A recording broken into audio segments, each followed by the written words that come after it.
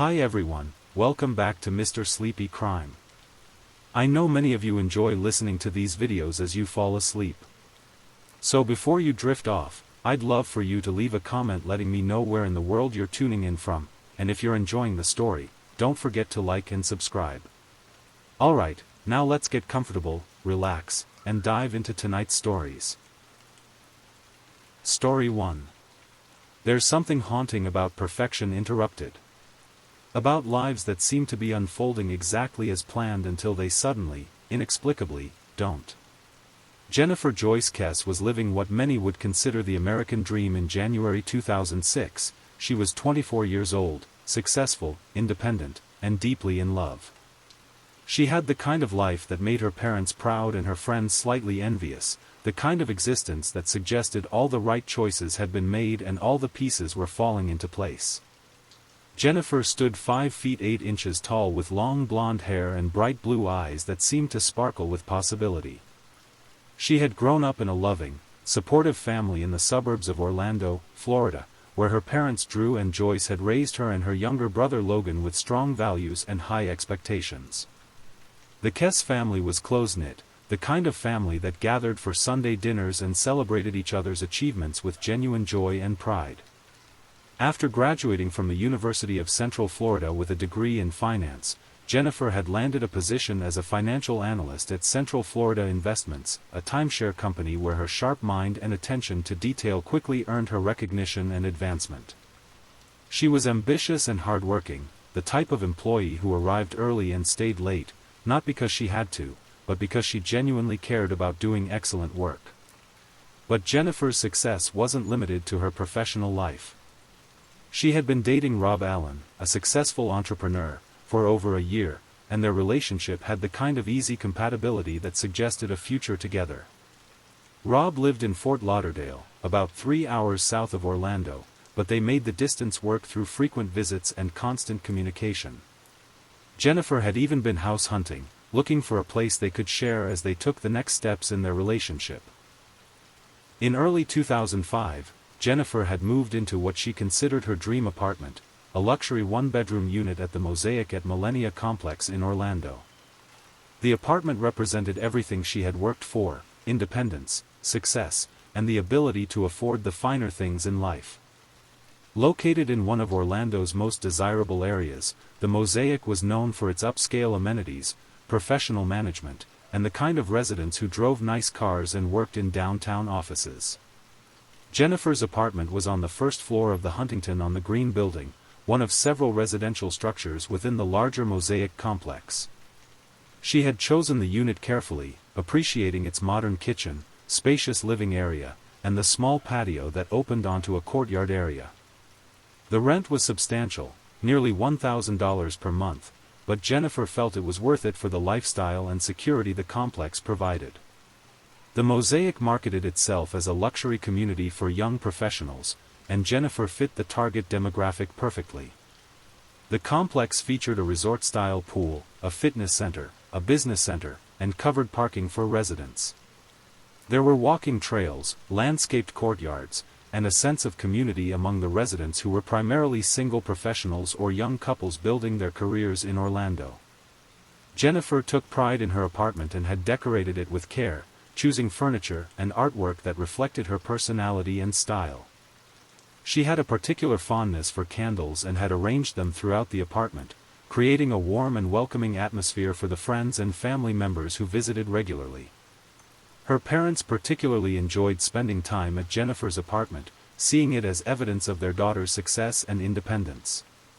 But by late 2005, Jennifer had begun to feel less secure in her beautiful apartment. The Mosaic was undergoing renovation and construction work, and the hallways and common areas were frequently filled with workers whom Jennifer didn't recognize. Many of these workers were subcontractors who came and went without much oversight, and Jennifer had begun to notice that some of them paid particular attention to her comings and goings. Jennifer was not a paranoid person by nature, but she was observant and intelligent, and she had begun to notice things that made her uncomfortable. Construction workers would stop their conversations and watch her as she walked to her car in the morning or returned from work in the evening. Some had made comments about her appearance or asked personal questions about her schedule and living situation. The construction and renovation work at the Mosaic had been ongoing for months, and Jennifer had grown tired of the constant noise, dust, and disruption to her daily routine. More concerning were the security issues that seemed to accompany the construction work. Doors that should have been locked were sometimes propped open, allowing access to areas that were supposed to be restricted to residents only.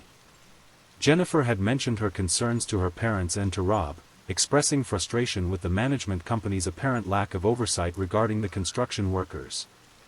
She had specifically complained about workers who had access to master keys and seemed to know more about resident schedules and routines than they should have.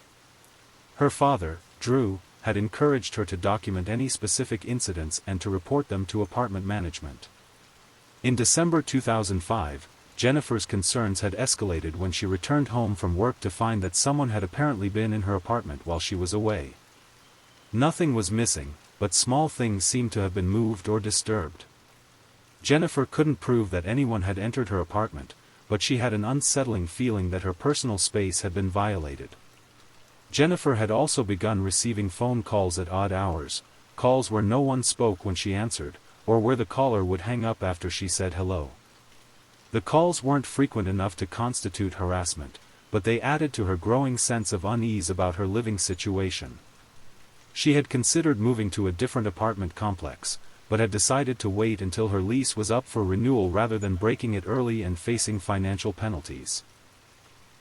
The weekend of January 21 to 22, 2006, was supposed to be a romantic escape that would help Jennifer forget about the stresses of work and the ongoing construction problems at her apartment. She and Rob had planned a trip to St. Croix in the U.S. Virgin Islands, a getaway that would give them uninterrupted time together and a chance to discuss their future plans. Jennifer had been looking forward to the trip for weeks, seeing it as an opportunity to relax and reconnect with Rob away from the demands of their busy schedules. She had arranged to take Monday, January 23, off from work, giving them a long weekend to enjoy the tropical paradise and each other's company. The couple flew out of Orlando on Saturday morning, January 21, and settled into their hotel with the kind of easy contentment that comes with being exactly where you want to be with exactly the right person. St. Croix in January offered perfect weather, warm and sunny with gentle breezes that made the beaches and outdoor activities irresistible. Jennifer and Rob spent their time swimming, sunbathing, exploring the island, and enjoying the kind of leisurely meals that are only possible when you have no schedule to keep and nowhere else you need to be. Jennifer called her parents several times during the weekend to share details about their activities and to tell them how much she was enjoying the break from routine. The conversations with her family revealed a Jennifer who was relaxed and happy, free from the concerns that had been bothering her at home. She talked about the beautiful sunsets, the excellent food, and the way the trip was helping her and Rob grow closer as a couple. Her parents could hear the joy in her voice and were pleased that their daughter was taking time to enjoy life and nurture her relationship. The St. Croix trip represented more than just a vacation for Jennifer and Rob.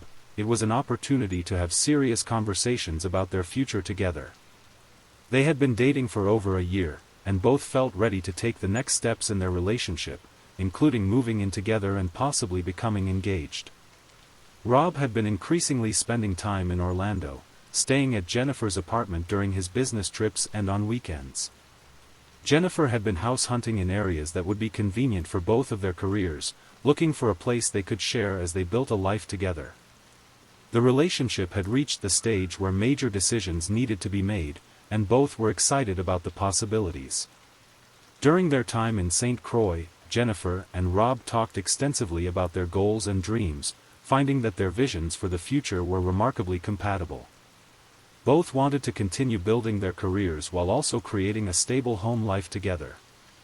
They discussed marriage, children, and the kind of family they wanted to create. Jennifer had always been close to her family, and she was pleased that Rob got along well with her parents and brother. Drew and Joyce Kess had welcomed Rob into their family circle, appreciating his obvious love for their daughter and his respectful, genuine nature. Sunday family dinners often included Rob when he was in town, and he had become a regular part of their holiday celebrations. The weekend in St. Croix reinforced Jennifer and Rob's commitment to each other and their shared vision of the future. They returned to Florida on Sunday, January 22nd, feeling closer than ever and excited about the plans they were making together.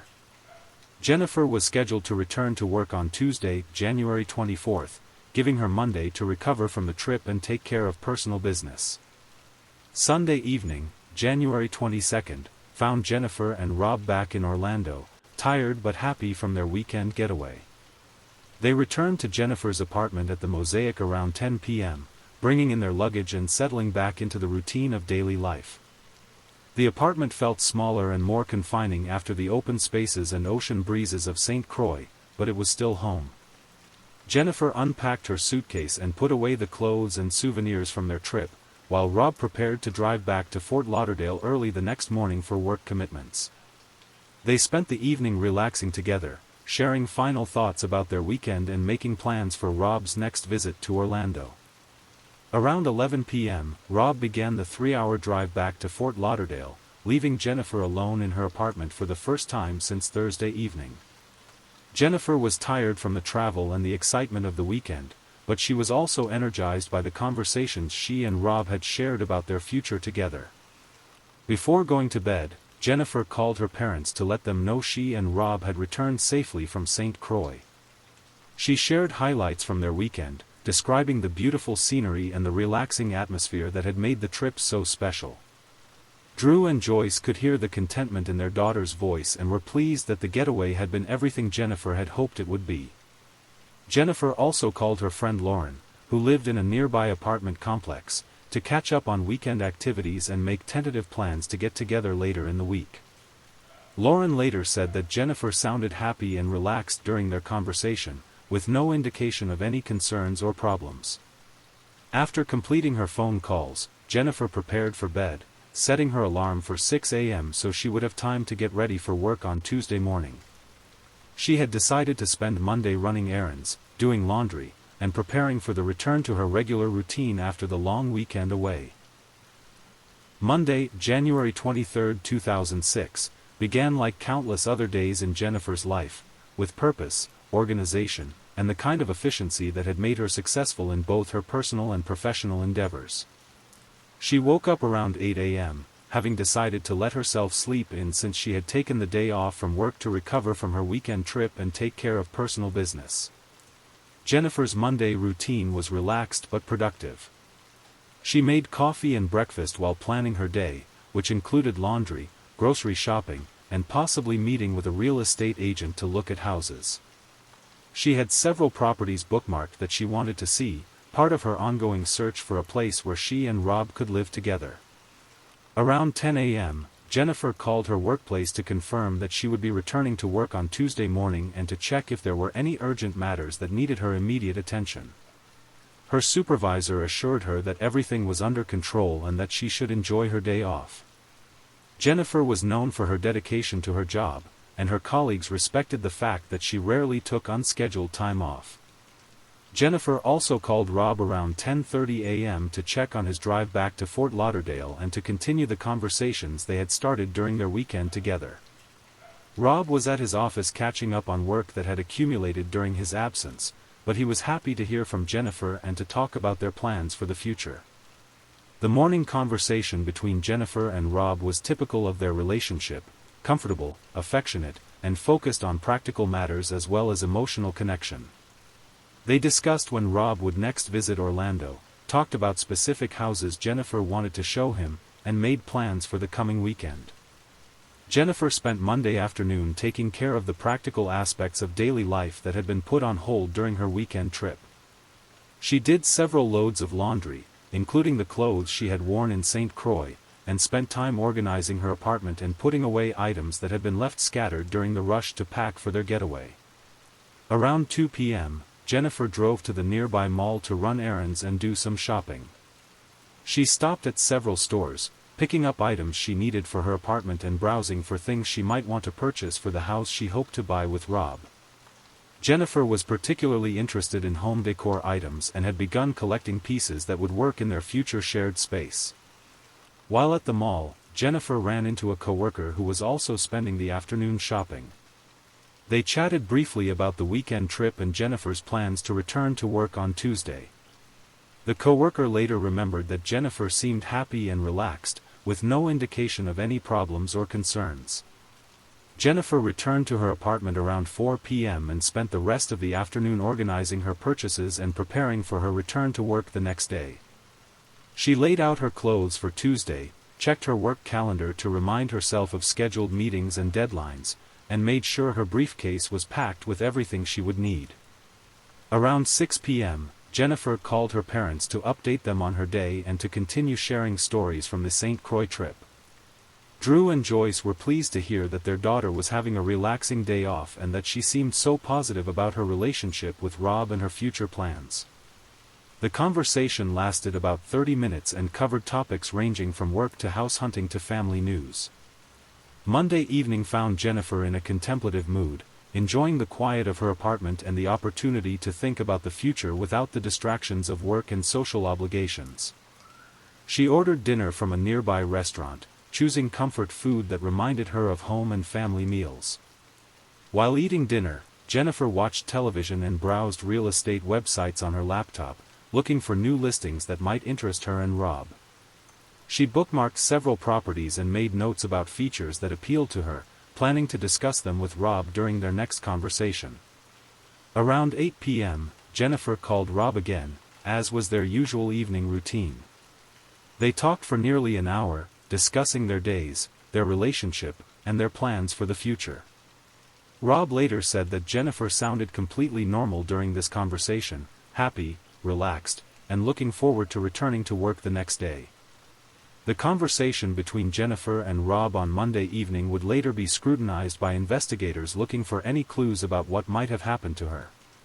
But according to Rob, there was nothing unusual about Jennifer's mood, her plans, or her concerns. She mentioned that she was tired and planned to go to bed early so she would be rested for work the next day. After ending her call with Rob around 9 p.m., Jennifer spent another hour or so watching television and preparing for bed. She set her alarm for 6 a.m., laid out her work clothes, and made sure her briefcase and purse were ready for the morning. She called her parents one final time around 10 p.m. to say goodnight, a conversation that lasted only a few minutes but would later become precious to Drew and Joyce as the last time they heard their daughter's voice. Jennifer went to bed around 10:30 p.m. on Monday, January 23, 2006, with no indication that anything was wrong or that she had any reason to be concerned about her safety. She was looking forward to returning to work, continuing her house hunting efforts, and building a future with Rob. It should have been the end of a pleasant day off and the beginning of another normal week in her well-ordered life. Tuesday morning, January 24, 2006, began with silence where there should have been the familiar sounds of Jennifer preparing for work. Her alarm went off at 6 a.m. as scheduled, but for the first time in memory, Jennifer wasn't there to turn it off. The apartment at the Mosaic remained quiet and still while the rest of the world began another ordinary day. At Central Florida Investments, Jennifer's colleagues began to notice her absence around 8:30 a.m. when she failed to appear for a scheduled meeting. Jennifer was known for her punctuality and professional reliability, so her tardiness was immediately noted as unusual. Her supervisor tried calling her cell phone and her apartment phone, but both calls went directly to voicemail. By 9 a.m., Jennifer's absence had become a topic of concern among her coworkers. She had confirmed on Monday that she would be returning to work on Tuesday, and she had never missed work without calling to explain her absence. Her supervisor began making calls to try to locate Jennifer and determine if there was some misunderstanding about her schedule. The first call was to Jennifer's parents in Bradenton, about an hour south of Orlando. Drew Kess answered the phone and was surprised to learn that Jennifer hadn't shown up for work. He immediately tried calling Jennifer's cell phone and apartment phone, but like her coworkers, he was unable to reach her. A growing sense of unease began to settle over everyone who cared about Jennifer. Drew decided to drive to Orlando to check on his daughter personally, a decision that probably saved valuable time in the initial investigation. As he made the hour-long drive from Bradenton to the Mosaic, he continued trying to call Jennifer, hoping that each attempt would finally reach her and reveal a simple explanation for her absence from work. Drew Kess arrived at the Mosaic around 11 a.m. on Tuesday morning, using the spare key Jennifer had given him to enter her apartment. What he found there would haunt him for years to come, clear evidence that Jennifer had prepared for work as usual but had never made it out the door. Jennifer's bed was unmade but had clearly been slept in, with her pajamas lying on the floor beside it. Her work clothes were laid out exactly as she had arranged them the night before, but her shower was dry and her bathroom showed no signs of having been used that morning. It appeared that Jennifer had been awakened by her alarm but had never gotten up to begin her daily routine. More disturbing was what Drew found in Jennifer's bedroom. Her cell phone was plugged into its charger on the nightstand, still connected to the wall but showing several missed calls from work and family. Jennifer never went anywhere without her cell phone, and leaving it behind would have been completely out of character for someone who relied on constant communication for both work and personal relationships. Jennifer's purse was sitting on her kitchen counter, containing her wallet, credit cards, and all the identification she would need for a normal day. Her car keys were missing, but her briefcase was still packed and sitting by the front door where she had left it the night before. It looked as if Jennifer had been interrupted while getting ready for work, before she had even gotten out of bed. Drew immediately called the Orlando Police Department to report Jennifer missing, but was told that adults must be missing for 24 hours before a formal missing person report could be filed. Frustrated by this bureaucratic requirement, Drew began his own search for his daughter, starting with the apartment complex and expanding to nearby areas where Jennifer might have gone. While Drew was discovering the disturbing scene in Jennifer's apartment, another piece of the puzzle was becoming apparent. Jennifer's black 2004 Chevrolet Malibu was missing from its assigned parking spot in the Mosaic's covered garage. The car, which Jennifer had been making payments on and took great care of, was nowhere to be found on the apartment complex property. Drew walked through the entire parking area, checking every level and section to make sure he hadn't overlooked Jennifer's car. He also checked the visitor parking areas and the spots reserved for maintenance vehicles, thinking that perhaps Jennifer had moved her car for some reason related to the ongoing construction work at the complex. The absence of Jennifer's car suggested several possibilities, none of them comforting. Either Jennifer had left voluntarily in her car and was somewhere she couldn't or wouldn't answer her phone, or someone else had taken both Jennifer and her vehicle. The fact that her car keys were missing while her purse and phone remained in the apartment suggested that the situation was far from normal. Drew began canvassing the apartment complex, knocking on doors and asking neighbors if they had seen Jennifer or noticed anything unusual during the night or early morning hours. Most residents were at work and unable to answer their doors, but those who were available had not seen or heard anything that seemed relevant to Jennifer's disappearance. The maintenance staff at the Mosaic were also questioned about whether they had seen Jennifer or her car, but none could provide useful information. The ongoing construction work meant that there were many unfamiliar faces around the complex on any given day, making it difficult to determine if anyone had been present who shouldn't have been there. As Tuesday afternoon wore on without any sign of Jennifer or her car, Drew's concern deepened into genuine fear. His daughter was not the type of person to disappear without explanation, and the evidence in her apartment suggested that something had prevented her from carrying out her normal morning routine. The question was whether she had left voluntarily or had been taken against her will, and if the latter, whether she was still alive. By Tuesday evening, the Kess family had transformed from a group of concerned relatives into an organized search operation. Joyce Kess drove up from Bradenton to join Drew at Jennifer's apartment, while their son Logan took time off from his job to help coordinate the search efforts. Rob Allen drove up from Fort Lauderdale, bringing with him an intimate knowledge of Jennifer's habits and routines that might prove valuable in determining where she had gone. The family spent Tuesday night in Jennifer's apartment, partly to be available if she returned and partly to examine every detail of her living space for clues about what might have happened to her. They went through her calendar, her appointment book, and her computer, looking for any indication of plans or meetings that might explain her disappearance. What they found only deepened the mystery. Jennifer's calendar showed no appointments for Tuesday morning other than work, and her computer showed no recent activity that suggested she had been planning to go anywhere or meet anyone. Her credit card and bank accounts showed no unusual activity, and there were no signs that she had been planning to leave town or had been making preparations for any kind of departure from her normal routine. Rob provided crucial information about Jennifer's state of mind during their weekend together and their phone conversations on Monday. He insisted that Jennifer had been happy, relaxed, and looking forward to returning to work. There had been no arguments between them, no concerns about their relationship, and no indication that Jennifer was dealing with any problems that might cause her to leave voluntarily. The family also began reaching out to Jennifer's friends and co-workers, trying to piece together a complete picture of her activities and interactions in the days leading up to her disappearance. Everyone they spoke with confirmed the same thing: Jennifer had seemed normal, happy, and committed to her regular routine. No one could think of any reason why she would suddenly disappear without explanation. Wednesday morning, January 25th, marked the beginning of the official police investigation into Jennifer's disappearance. Detective Joel Wright of the Orlando Police Department was assigned as the lead investigator, and he immediately recognized that this case had characteristics that made it both urgent and unusual. Detective Wright's initial assessment of the scene at Jennifer's apartment confirmed what her family had already discovered. There were clear signs that Jennifer had been preparing for a normal day at work but had never completed her morning routine. The evidence suggested that she had been interrupted early in the process of getting ready, before she had even showered or gotten dressed.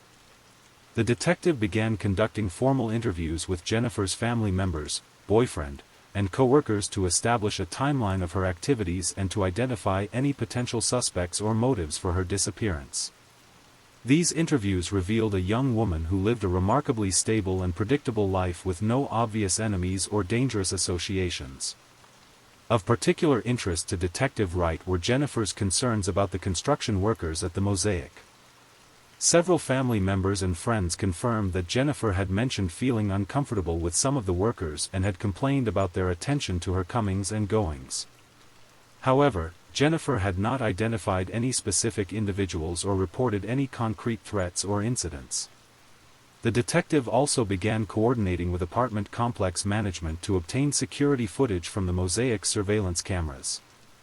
The complex had multiple cameras positioned throughout the property, and investigators hoped that the footage would provide crucial information about Jennifer's movements on the morning she disappeared and about any suspicious individuals who might have been present. As the official investigation got underway, the Kess family organized their own parallel search efforts, unwilling to wait for bureaucratic processes to unfold while Jennifer remained missing. They created and distributed flyers with Jennifer's photograph and description, posting them throughout Orlando and the surrounding areas. Drew and Joyce Kess contacted local media outlets to publicize Jennifer's disappearance and to ask for the public's help in locating her.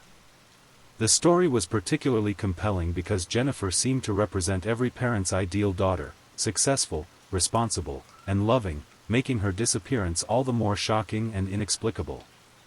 The family also hired a private investigator to supplement the police investigation and to pursue leads that might not be priorities for law enforcement.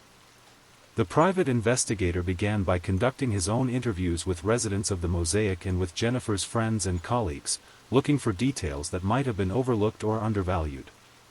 Volunteer search teams were organized to comb through areas around Orlando where Jennifer might have gone or where her car might have been abandoned. The searches focused initially on locations that Jennifer was known to frequent: shopping centers, restaurants, and recreational areas where she might have stopped on her way to work. As word of Jennifer's disappearance spread through the community, tips and potential sightings began coming in from members of the public. Each lead had to be investigated and verified, a time-consuming process that nonetheless gave the family hope that someone had seen Jennifer and could provide information about what had happened to her. The search for Jennifer Kess was becoming a community effort involving law enforcement, private investigators, volunteers, and media attention. But despite all these resources and the genuine concern of hundreds of people, Jennifer remained missing, and her black Chevrolet Malibu was still nowhere to be found. Friday, January 27, 2006, brought the first significant break in the case when Jennifer's black Chevrolet Malibu was discovered in the parking lot of the Huntington on the Green Apartments, a complex located about a mile from the Mosaic. The car had been sitting there for at least 2 days, but was only noticed when a resident called police to report an abandoned vehicle that didn't belong to anyone in the complex. Detective Wright responded immediately to examine the car and the surrounding area for evidence. The Malibu was parked in a visitor's spot, positioned normally with no signs of damage or forced entry.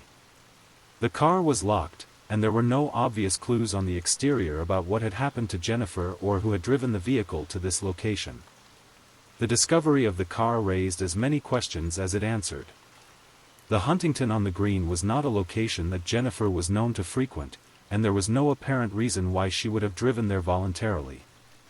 The complex was similar to the Mosaic, upscale apartments catering to young professionals, but Jennifer had no friends or business associates who lived there. More puzzling was the fact that the car had been parked in such a public location. If someone had taken Jennifer and wanted to dispose of her car, leaving it in a well-traveled apartment complex parking lot seemed like an unnecessary risk. The location suggested either that the person responsible was not thinking clearly, or that they wanted the car to be found. The timing of the car's abandonment was also significant.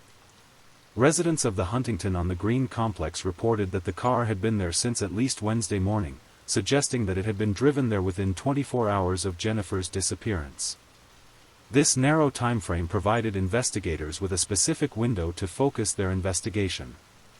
The forensic examination of Jennifer's car was conducted with meticulous care, as investigators recognized that the vehicle might contain the only physical evidence in the case.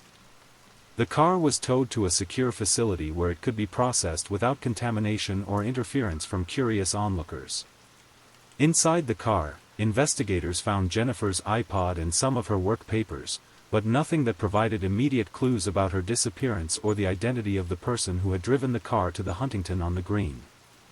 The car appeared to have been wiped clean of fingerprints, suggesting that whoever had abandoned it had taken deliberate steps to avoid leaving evidence.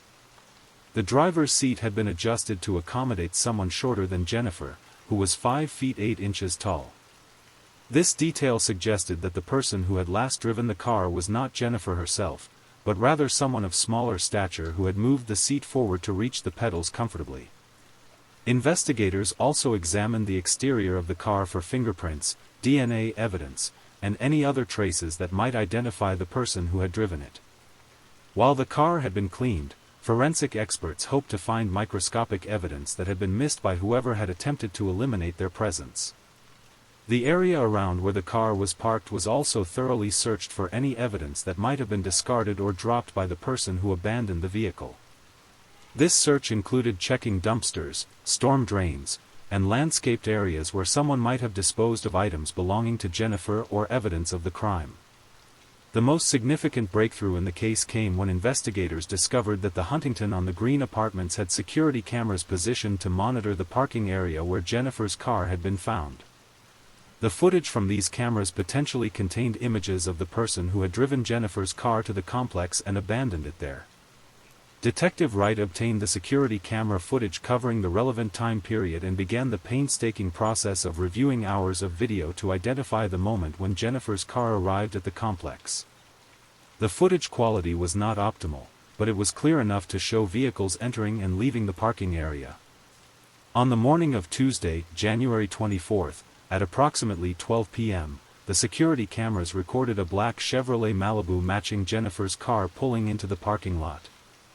The vehicle was driven by a single individual who parked the car in the visitor's spot where it was later discovered by police. The footage showed the driver exiting the car and walking away from the parking area, but the person's identity remained frustratingly unclear. The individual appeared to be of average height and build, wearing dark clothing and a baseball cap that obscured their face from the overhead camera angle. What made the footage particularly tantalizing was that it captured the only known image of the person who had likely been responsible for Jennifer's disappearance. However, the image quality and camera angle made it impossible to determine the person's gender, race, or other identifying characteristics with certainty. The figure seemed to walk with purpose, as if familiar with the area, but provided no other clues about their identity or motives. The security camera footage of the person abandoning Jennifer's car became the focal point of the investigation, as it represented the only visual evidence of someone connected to her disappearance. The Orlando Police Department's forensic video unit enhanced the footage using every available technique, hoping to extract additional details that might help identify the mysterious figure. Frame-by-frame analysis revealed that the person appeared to be wearing dark pants, a light-colored shirt, and a baseball cap pulled low over their face. The individual's gait and body language suggested someone who was comfortable in the environment and not obviously rushing or acting suspiciously. The person walked away from the parking area in a direction that would take them toward a main road where they could have caught public transportation or been picked up by an accomplice.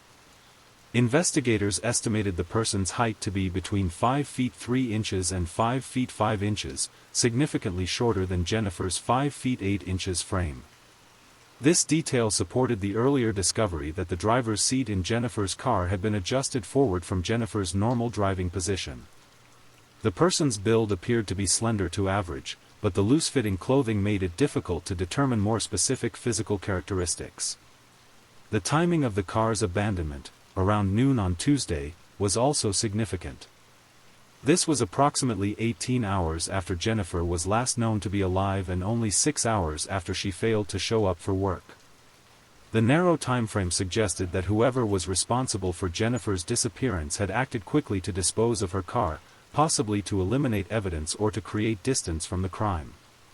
Multiple law enforcement agencies were consulted about the footage, including FBI behavioral analysts who studied the person's movements and actions for clues about their psychology and potential relationship to Jennifer. However, the limited quality and duration of the footage provided few actionable insights beyond confirming that someone other than Jennifer had driven her car to the Huntington on the Green complex.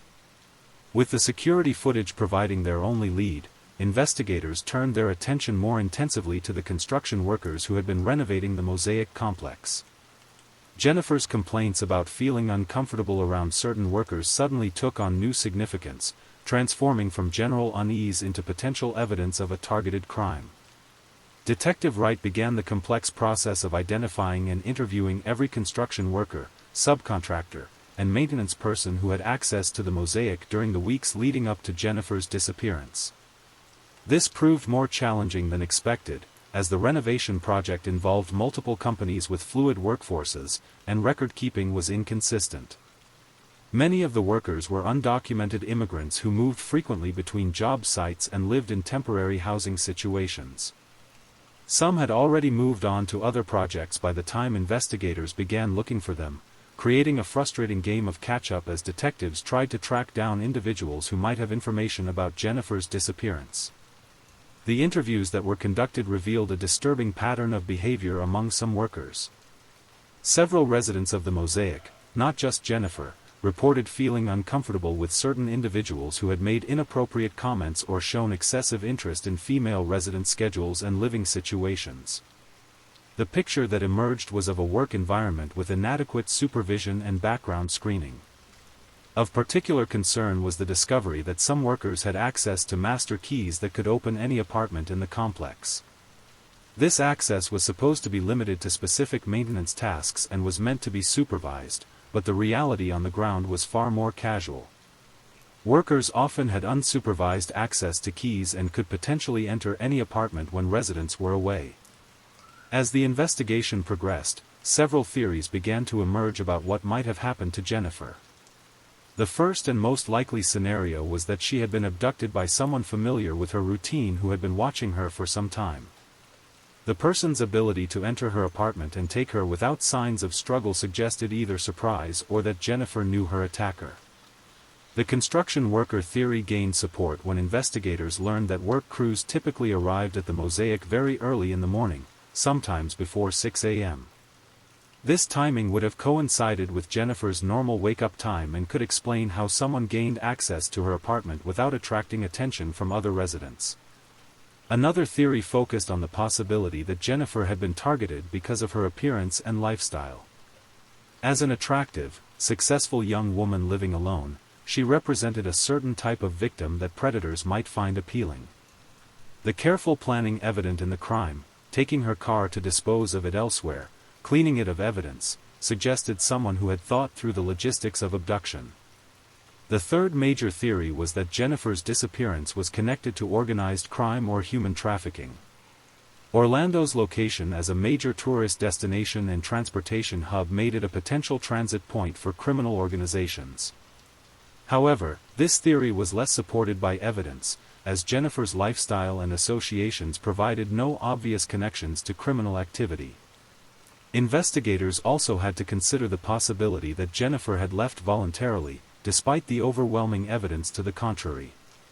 Her family and Rob insisted this was impossible given her personality and their recent conversations, but police protocol required exploring every possibility, no matter how unlikely it seemed to those who knew Jennifer best.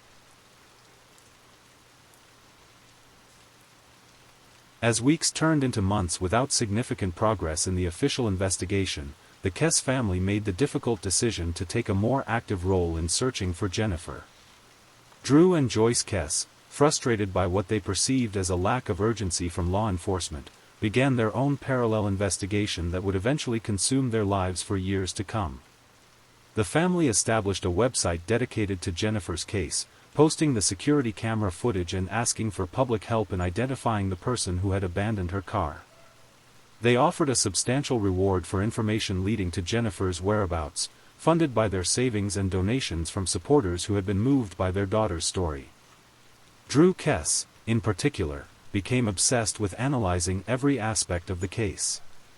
He studied the security footage frame by frame, researched the backgrounds of construction workers, and developed elaborate theories about what might have happened to Jennifer. His dedication was both admirable and heartbreaking, as he refused to accept that his daughter might be beyond help.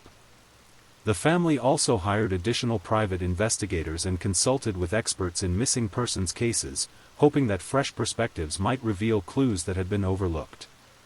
They traveled to other states to investigate potential sightings of Jennifer and followed up on hundreds of tips from well-meaning members of the public. The emotional toll on the Kess family was enormous. Joyce Kess struggled with depression and anxiety, unable to function normally while her daughter remained missing. Logan Kess tried to maintain some semblance of normal life while supporting his parents' search efforts. Rob Allen continued to participate in the search while also trying to process his own grief and uncertainty about Jennifer's fate. Jennifer's case gained national attention when it was featured on several television programs dedicated to missing persons cases. The combination of her photogenic appearance, successful lifestyle, and mysterious disappearance made her story compelling to producers and audiences alike. However, the media attention was a double-edged sword for the Kess family.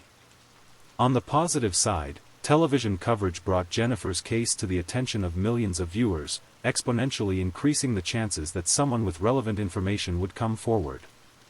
The programs also provided platforms for the family to make emotional appeals for help and to keep Jennifer's case in the public consciousness. However, the media attention also brought unwanted scrutiny and criticism. Some viewers questioned the family's theories about the case or suggested that they were not being realistic about Jennifer's likely fate. Others proposed their own theories, some of which were hurtful or based on misunderstandings of the evidence. The family also had to deal with false tips and hoax calls from people seeking attention or the reward money. Each potential lead had to be investigated, consuming time and emotional energy even when the information proved worthless. The process of sorting legitimate tips from false ones became a constant source of stress. Despite these challenges, the Kess family continued to pursue media coverage as their best hope for generating new leads in Jennifer's case. They appeared on numerous programs over the years, always maintaining hope that the next interview or news story would be the one that finally brought Jennifer home. As the investigation dragged on without resolution, the Kess family found themselves engaged in legal battles with law enforcement agencies over access to case files and evidence. They believed that the Orlando Police Department was not sharing all available information and that crucial leads were not being pursued aggressively enough. The family filed public records requests to obtain copies of police reports, witness interviews, and forensic evidence related to Jennifer's case.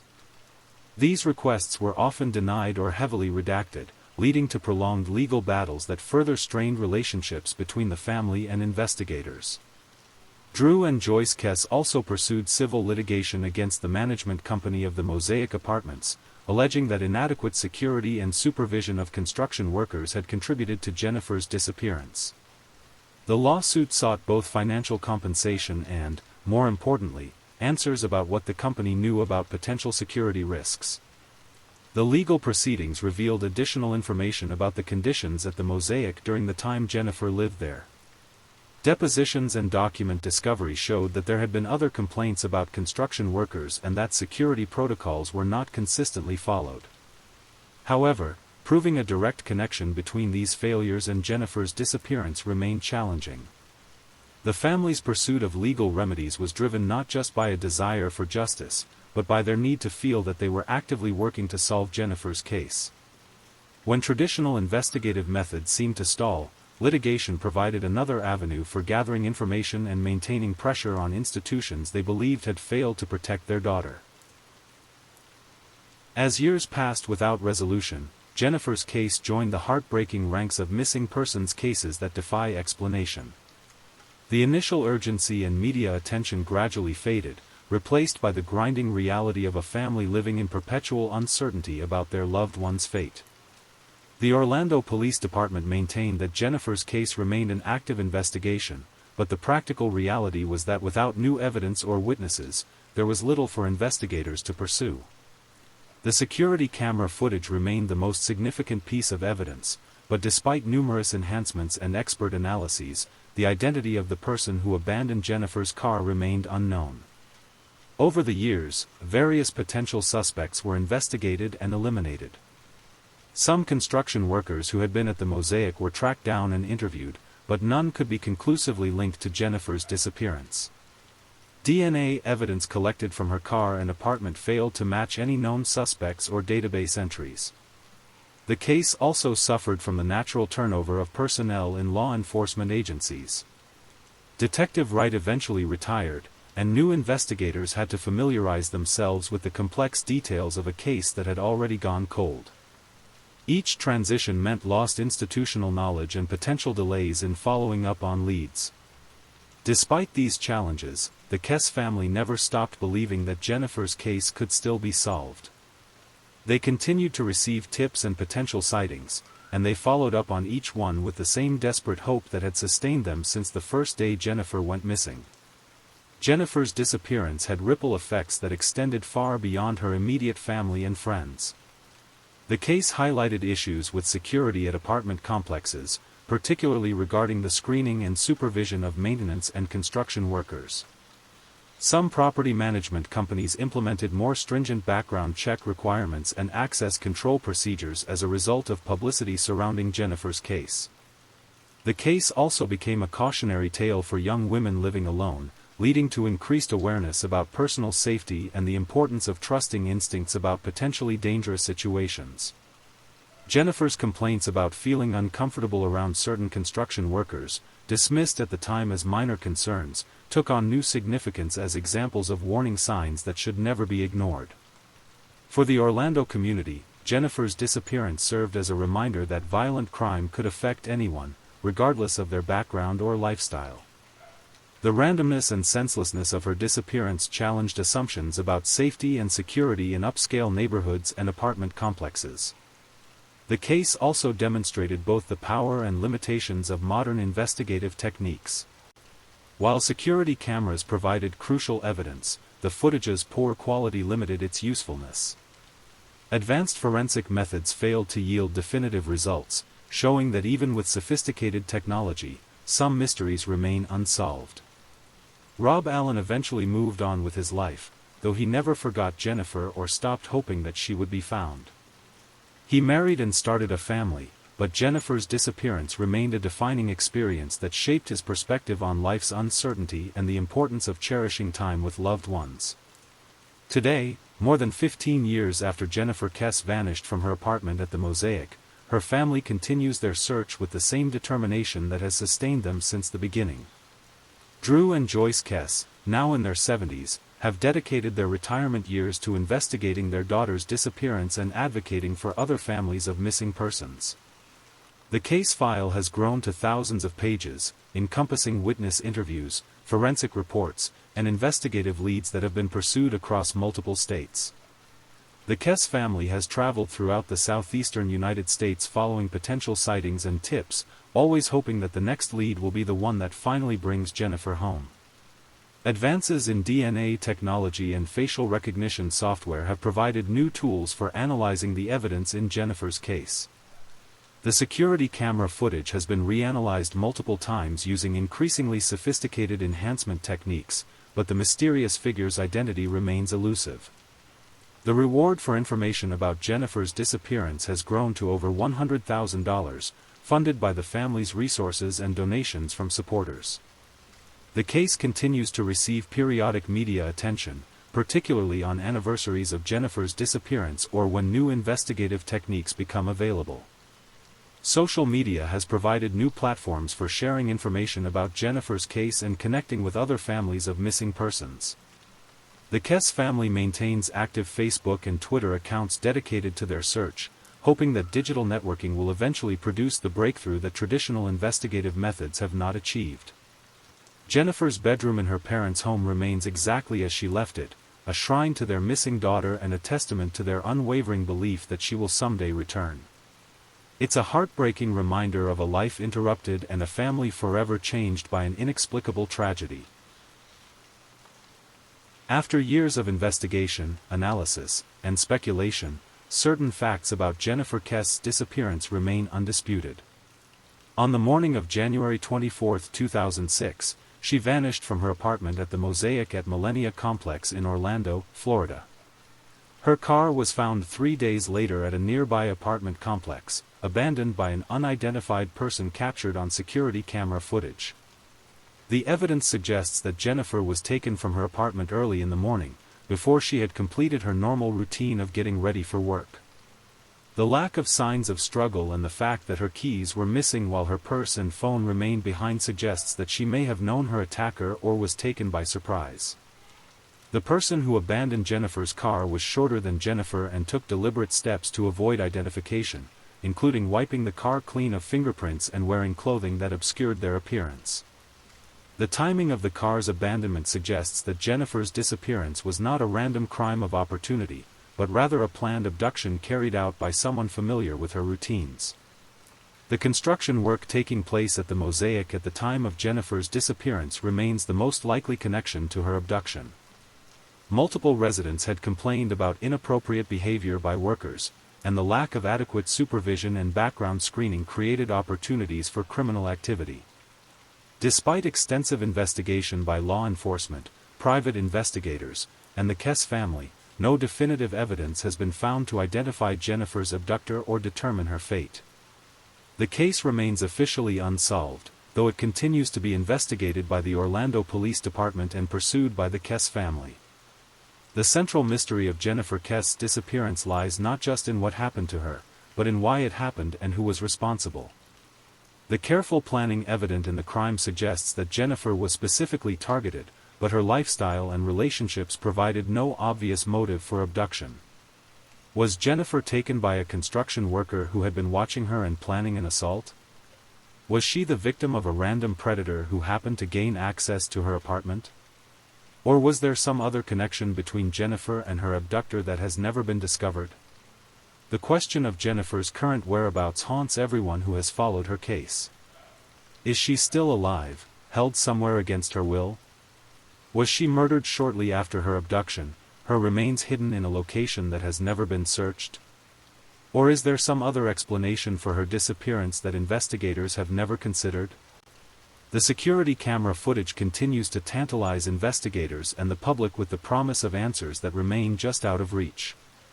Who is the person walking away from Jennifer's abandoned car, and what did they do with Jennifer? Why has this individual never been identified despite years of investigation and public appeals for information? Perhaps most heartbreaking is the question of whether Jennifer's case will ever be solved. Will advancing technology eventually yield new clues from existing evidence? Will someone with knowledge of the crime finally come forward? Or will Jennifer Kess join the ranks of missing persons whose disappearances remain forever unexplained? For Drew and Joyce Kess, these questions define their daily existence.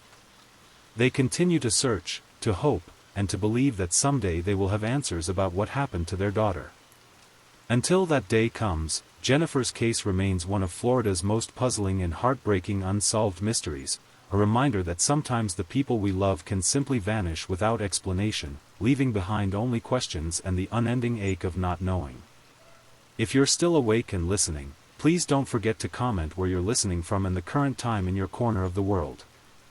Also, be sure to like this video and subscribe if you haven't already, so you don't miss our daily true crime stories for sleep. Now, let's move on to our next story. Story 2. On December 12, 1910, a cold Monday afternoon in New York City, 25-year-old Dorothy Harriet Camille Arnold walked out of her family's luxurious mansion on East 79th Street and vanished without a trace. She was the daughter of one of New York's most prominent families, a socialite with everything to live for, yet she disappeared so completely that even today, over a century later, no definitive answer exists about what happened to her. Tonight, we'll explore Dorothy's world of privilege and pressure, the secrets she kept, and the exhaustive search that captivated a nation. Let the rain sound soothe you as we journey back to Gilded Age Manhattan, where appearances meant everything, and one young woman's disappearance would expose the hidden tensions beneath New York high society's polished surface. To understand Dorothy Arnold's disappearance, we must first understand the world she inhabited.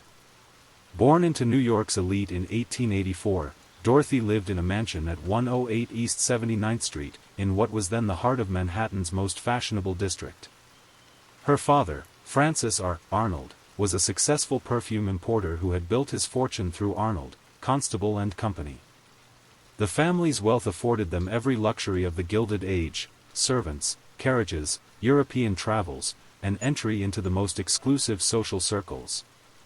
Dorothy was an intelligent, spirited young woman who stood out even among New York's sophisticated society. She was tall for her era at 5 feet 7 inches, with striking features and an elegant bearing that commanded attention at every social gathering. She had attended Bryn Mawr College, one of the few institutions offering higher education to women of her class, where she studied literature and developed a passion for writing.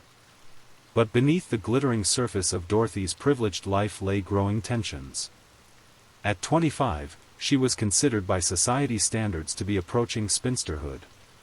The pressure to marry well weighed heavily on young women of her class, yet Dorothy had shown little interest in the suitable young men her parents introduced to her.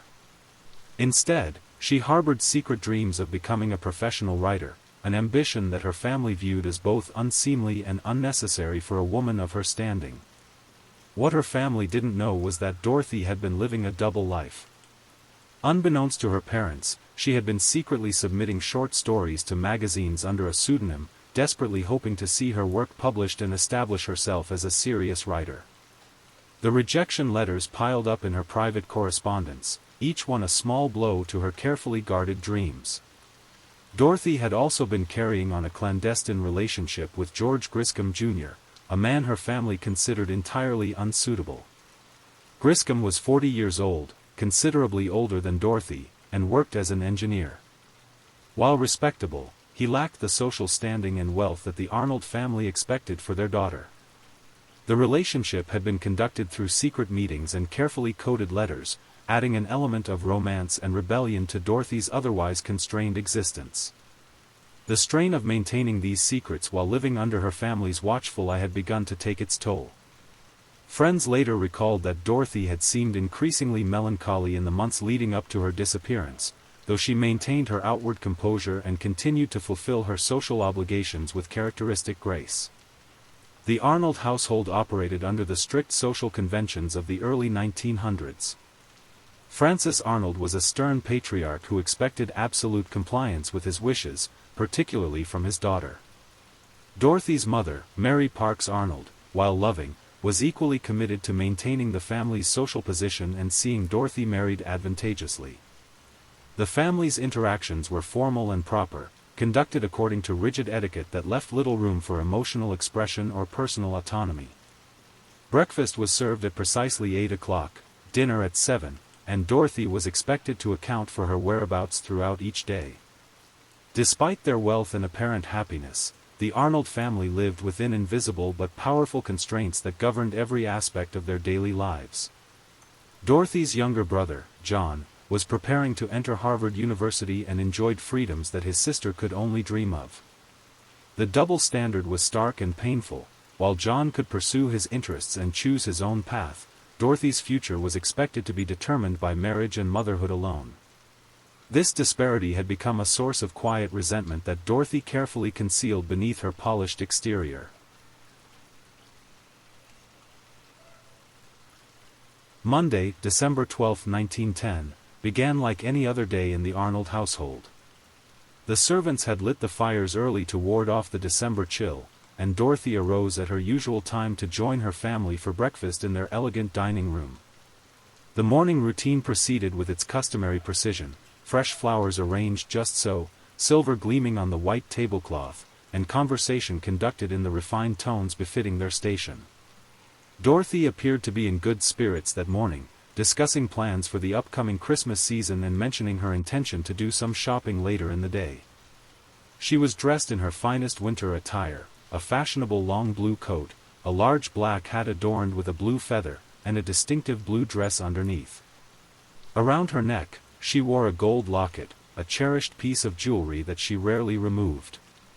After breakfast, Dorothy spent time in the morning room, writing letters and attending to correspondence. Her mother later recalled that she seemed perfectly normal, perhaps even slightly more animated than usual.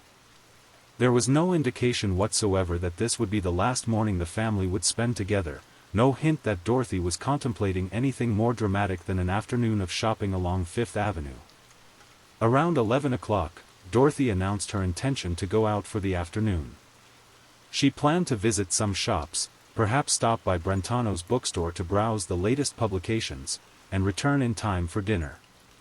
It was a perfectly ordinary outing for a young woman of her class, the kind of expedition she had made countless times before.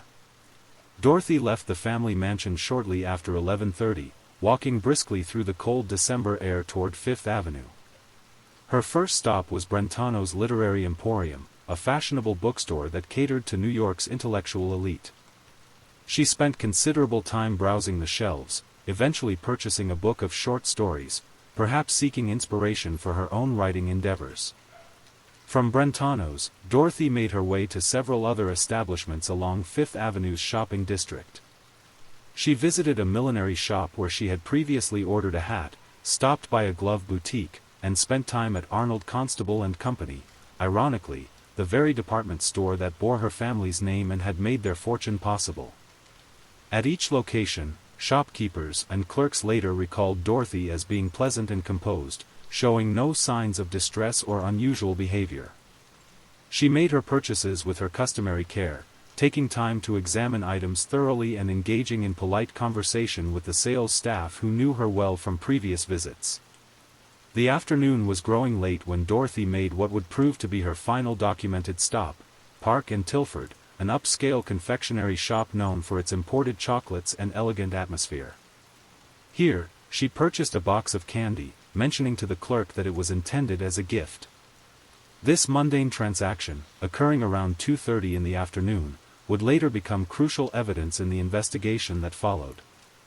After leaving Park and Tilford, Dorothy's movements become less certain, pieced together from fragmentary witness accounts and later investigation. Several people reported seeing a woman matching her description walking along Fifth Avenue, but the bustling holiday shopping crowds made positive identification difficult. What we do know is that Dorothy was expected home by 6 o'clock for dinner, a family ritual that she had never missed without prior notice. When 6 o'clock came and went without her appearance, the Arnold family initially assumed she had been delayed by heavy shopping crowds or perhaps had encountered a friend and extended her outing. By 7 o'clock, concern began to creep into the household. The family's formal dinner proceeded, but conversation was subdued, punctuated by glances toward the empty chair where Dorothy should have been sitting. Mary Arnold made several excuses for her daughter's absence, but her worry was becoming increasingly difficult to conceal. As the evening wore on and 8 o'clock passed, then 9, the family's concern transformed into genuine alarm. Dorothy had never stayed out so late without sending word, and her punctual nature made such behavior completely out of character. By 10 o'clock that night, the awful realization was beginning to dawn: Dorothy Arnold had vanished without a trace, leaving behind only the mystery of where she had gone and why she had chosen not to return home. Francis Arnold's first instinct was to protect his family's privacy and reputation. In 1910, public scandal could destroy a family's social standing permanently, and the Arnolds had worked too hard to build their position to risk it lightly. Rather than immediately contacting the police, Francis spent the early morning hours of December 13 making discreet inquiries among family friends and acquaintances, hoping to locate Dorothy without creating a public spectacle. The family's servants were questioned carefully, their loyalty ensuring that word of Dorothy's disappearance wouldn't spread beyond the household walls. Dorothy's personal belongings were examined for clues. Her room appeared undisturbed, her jewelry box intact, and most of her clothes still hanging in her wardrobe. The only items missing were those she had worn when she left the house the previous day. Francis also began reaching out to Dorothy's friends from her social circle, using carefully worded inquiries that suggested mild concern rather than genuine alarm. These conversations revealed nothing unusual about Dorothy's recent behavior, though several friends mentioned that she had seemed somewhat preoccupied in recent weeks, perhaps more introspective than usual. By the afternoon of December 13, when Dorothy had been missing for over 24 hours, Francis Arnold realized that discreet family inquiries would not be sufficient. With great reluctance and considerable anxiety about the potential publicity, he made the decision to contact the New York Police Department. Detective Captain John Ayres was assigned to lead the investigation into Dorothy Arnold's disappearance. A seasoned officer with experience in missing persons cases, Ayres immediately recognized both the urgency of the situation and the delicate nature of investigating a prominent family. The case would require thorough police work while maintaining the discretion that the Arnold family demanded.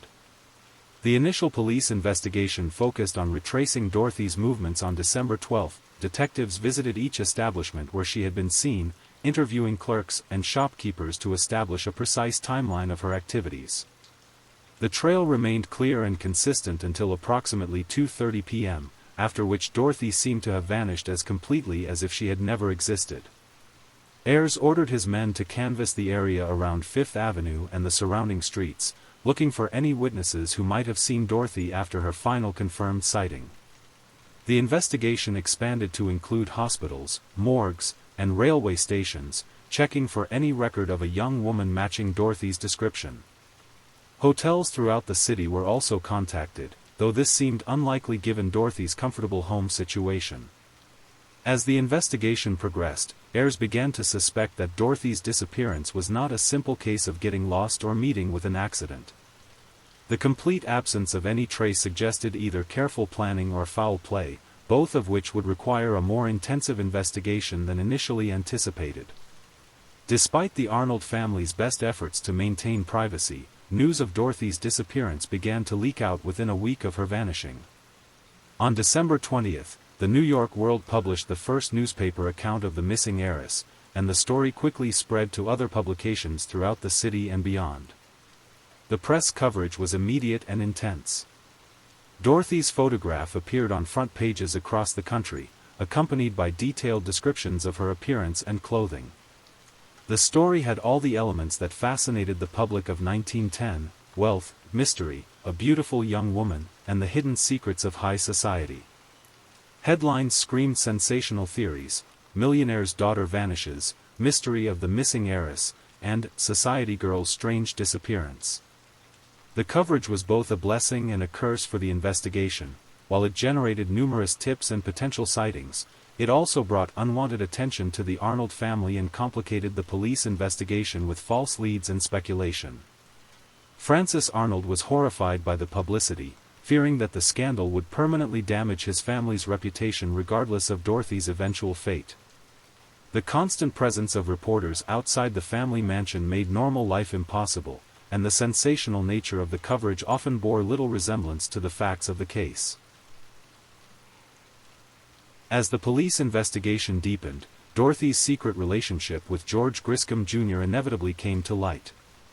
The revelation shocked the Arnold family, who had been completely unaware of their daughter's romantic involvement with a man they considered socially inferior.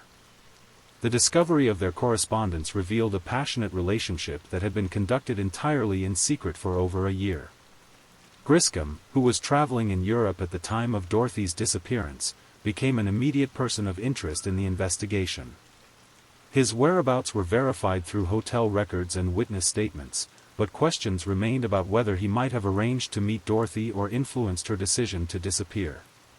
The letters between Dorothy and Griscom revealed a young woman torn between duty to her family and desire for personal happiness.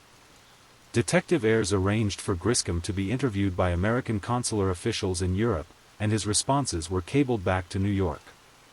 Griscom expressed shock and concern about Dorothy's disappearance but denied any knowledge of her plans or whereabouts. He claimed that their relationship, while serious, had not reached the point of making concrete plans for marriage or elopement. The investigation into Griscom's background revealed a respectable but unremarkable man who worked as an engineer and lived modestly compared to the Arnold family's wealth. Friends described him as honorable and sincere, though perhaps not the most dynamic personality. The relationship appeared to have been based on genuine affection rather than financial opportunism, which only deepened the mystery of Dorothy's disappearance. The investigation also uncovered Dorothy's secret attempts to establish herself as a professional writer. Hidden in her personal papers were numerous rejection letters from magazines and publishing houses, along with copies of short stories she had submitted under various pseudonyms. The discovery provided new insight into Dorothy's state of mind and possible motivations for disappearing. The stories themselves were well-crafted but reflected themes of constraint, rebellion, and escape that seemed to mirror Dorothy's own situation.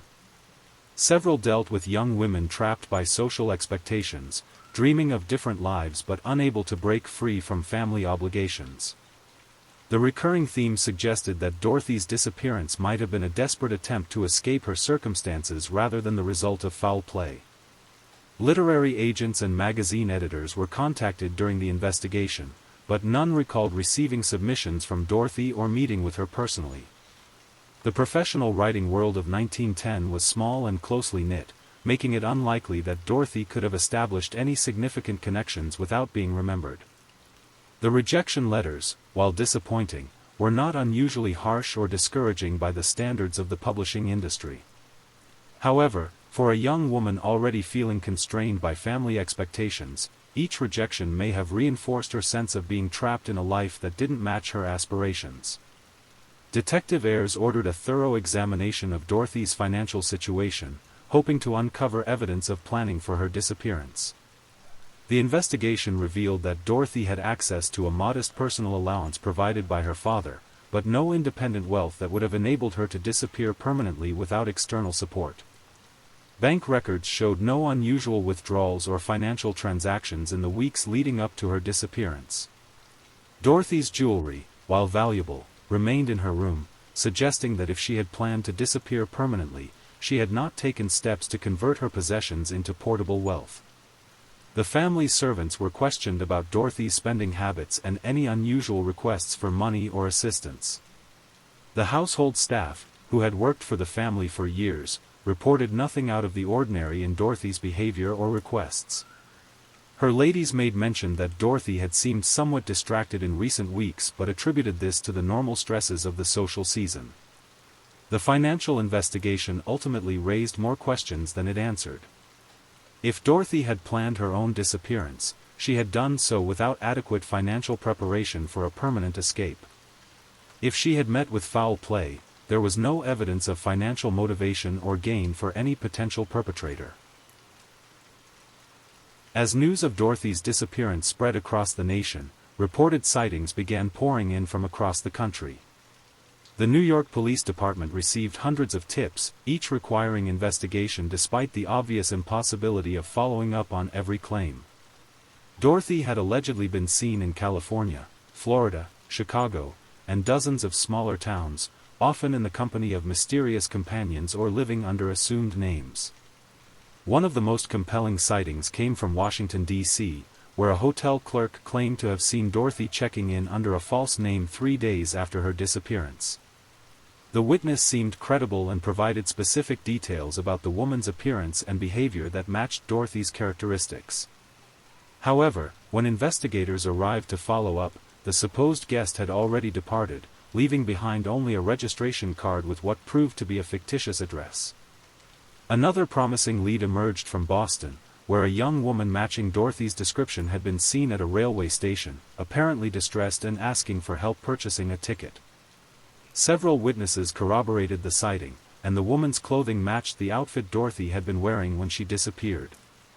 Police traced the ticket purchase but found that the destination was a small town where no one matching Dorothy's description had arrived. Perhaps the most intriguing sighting came from a passenger aboard an ocean liner bound for Europe. The witness, a society matron from New York who knew Dorothy personally, claimed to have seen her on deck during the voyage, dressed plainly and apparently traveling alone. However, the ship's passenger manifest contained no record of Dorothy Arnold or anyone matching her description, and subsequent investigation failed to corroborate the sighting.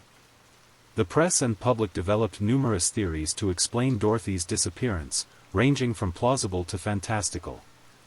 The most popular theory suggested that Dorothy had eloped with George Griscom, despite his presence in Europe at the time of her disappearance. Supporters of this theory argued that the couple had planned an elaborate deception to throw investigators off their trail, with Griscom establishing an alibi abroad while Dorothy disappeared to meet him later. Another persistent theory proposed that Dorothy had suffered a complete mental breakdown and was wandering the country in a state of amnesia, possibly being cared for by strangers who were unaware of her true identity. This theory gained credence from several reported sightings of confused young women in various locations, though none proved to be Dorothy upon investigation. More sinister theories suggested that Dorothy had been kidnapped, either for ransom or for more nefarious purposes. The lack of any ransom demand weakened this theory, but some speculated that the kidnapping had gone wrong, resulting in Dorothy's death and the perpetrator's decision to remain silent rather than risk exposure. A particularly persistent theory claimed that Dorothy had been murdered by someone she knew, possibly someone within her own social circle who had a secret motive for wanting her dead. This theory was supported by the complete absence of any trace of Dorothy after her disappearance, suggesting that someone with knowledge of her habits and connections had been involved. As the investigation dragged on without success, the Arnold family grew desperate enough to consult several prominent psychics and mediums, hoping that supernatural intervention might succeed where traditional detective work had failed. The early 1900s were a time of great interest in spiritualism, and many respectable families turned to psychic advisors when conventional methods proved inadequate. One of the most famous mediums consulted was Mrs. Florence Cook, who claimed to have made contact with Dorothy's spirit during a séance attended by Mary Arnold. According to Mrs. Cook, Dorothy's spirit revealed that she was still alive but unable to return home due to circumstances beyond her control. The medium provided cryptic clues about Dorothy's location and situation, but these proved impossible to verify or follow up on. Another psychic, Professor James Hislop of the American Society for Psychical Research, conducted several sessions related to Dorothy's disappearance. His investigations produced detailed descriptions of Dorothy's supposed whereabouts and activities, including claims that she was living under an assumed name in a small town in the American West. However, when investigators followed up on these psychic leads, they found no evidence to support the claims. While the family found some comfort in the psychic consultations, detective errors, and the police investigation remained focused on more conventional methods of detection. The psychic theories, while intriguing to the public, ultimately contributed more to the mystery and speculation surrounding the case than to its resolution. As weeks turned to months, the Dorothy Arnold investigation became one of the most intensive missing persons cases in New York Police Department history. Detective errors expanded the search to include private investigators, Pinkerton agents, and law enforcement agencies across the United States and Europe. The Arnold family spared no expense in their efforts to locate their daughter, spending thousands of dollars on investigative services and rewards for information. The investigation revealed the complex social dynamics of New York's high society in 1910. Dorothy's disappearance had exposed secrets and tensions within multiple prominent families, as investigators delved into the private lives and relationships of the city's elite. The case became a lens through which the public could examine the hidden pressures and constraints faced by wealthy young women of the era. New evidence occasionally emerged to reinvigorate the investigation. A piece of jewelry matching Dorothy's description was found in a pawn shop, but proved to be a similar but different item. A woman's body recovered from the Hudson River was briefly thought to be Dorothy's, but identification proved otherwise. Each false lead was both heartbreaking and frustrating for the family, who lived in constant hope that the next development would bring news of their daughter. The investigation also revealed the limitations of early 20th century detective work. Without modern forensic techniques, fingerprinting, or comprehensive communication systems, investigators relied heavily on witness testimony and physical evidence that often proved unreliable or inconclusive. The case highlighted the challenges of tracking missing persons in an era when people could disappear more easily and completely than would be possible today. The prolonged uncertainty surrounding Dorothy's fate took a devastating toll on the Arnold family. Francis Arnold, once a prominent and confident businessman, became increasingly reclusive and paranoid, suspecting that business rivals or social enemies might be connected to his daughter's disappearance. His health began to decline under the stress, and his business interests suffered from his inability to concentrate on anything other than finding Dorothy. Mary Arnold's grief was perhaps even more profound. She maintained Dorothy's room exactly as it had been on the day of her disappearance, hoping against hope that her daughter would someday return. The constant parade of investigators, reporters, and curiosity seekers through their home made normal family life impossible, forcing the Arnolds into an increasingly isolated existence. John Arnold, Dorothy's younger brother, struggled with survivor's guilt and the constant speculation about his sister's fate. His planned entry into Harvard University was delayed as the family crisis consumed all their attention and resources. The young man who had once enjoyed the privileges of wealth and social position found himself under constant scrutiny and questioning about his sister's disappearance. The family's social circle, initially supportive and concerned, gradually began to distance themselves as the investigation dragged on and the publicity became increasingly sensational. The Arnolds discovered that their wealth and social position provided little protection against the persistent speculation and gossip that surrounded Dorothy's disappearance. By the spring of 1911, active investigation into Dorothy Arnold's disappearance had largely ceased. The New York Police Department had exhausted all viable leads, and private investigators had found no new evidence despite months of intensive searching. The case was not officially closed, but resources were redirected to more recent and promising investigations. The Arnold family continued their private search efforts for several more years, following up on occasional tips and sightings, but these efforts gradually diminished as hope faded and life circumstances demanded attention to other matters. Francis Arnold's business required management, John needed to complete his education, and the family had to find a way to rebuild their lives despite the ongoing uncertainty about Dorothy's fate. The case remained a subject of public fascination and speculation, with amateur detectives and true crime enthusiasts continuing to propose new theories and solutions. However, without new evidence or credible leads, the mystery of Dorothy Arnold's disappearance seemed destined to remain unsolved, a puzzle that had captivated a nation but yielded no definitive answers. More than a century after Dorothy Arnold walked out of her family's mansion and into oblivion, her disappearance remains one of New York City's most compelling unsolved mysteries. The case has inspired countless books, articles, and investigations, each attempting to solve the puzzle that defeated even the most determined efforts of her own era. Modern investigators have revisited the case with the benefit of contemporary forensic techniques and psychological profiling, but the passage of time has eliminated most physical evidence and witnesses. The most likely explanations remain the same ones proposed in 1910, voluntary disappearance, accident, or foul play, each supported by some evidence but proved by none.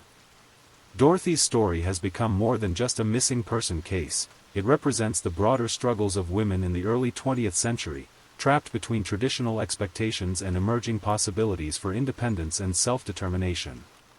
Her disappearance occurred at a time when social roles were beginning to change, but slowly and against considerable resistance from established society. As we conclude on the mystery of Dorothy Arnold, we're left with questions that may never be answered. Did she choose to disappear, seeking freedom from a life that felt like a beautiful prison? Did she meet with an accident or tragedy that prevented her from returning home? Or did someone with sinister motives ensure that she would never be found? Perhaps the most poignant aspect of Dorothy's story is how completely a person could vanish in 1910, despite wealth, social prominence, and intensive investigation. In our modern world of digital footprints and constant surveillance, such complete disappearance seems almost impossible to imagine. Tonight, as the rain continues to fall and you drift toward sleep, remember Dorothy Arnold, a young woman who dreamed of being a writer, who loved and was loved, and who walked into a December afternoon and became one of history's most enduring mysteries. Her story reminds us that every person carries hopes, dreams, and secrets that may never be fully known or understood. Story 3. There's something haunting about Vermont in the autumn. The mountains rise like ancient sentinels, their peaks shrouded in mist that seems to hold secrets from centuries past. The forests stretch endlessly, a tapestry of gold and crimson that should be beautiful but somehow feels ominous when shadows begin to lengthen. In the southwestern corner of Vermont lies a region that locals have come to call the Bennington Triangle, a roughly triangular area encompassing the towns of Bennington, Woodford, Shaftesbury, and Somerset. It's centered around Glastonbury Mountain, a peak that the Abenaki Indians once considered cursed, a place where the earth itself seemed hungry for human souls. Between 1945 and 1950, 5 people vanished without a trace in this deceptively peaceful wilderness.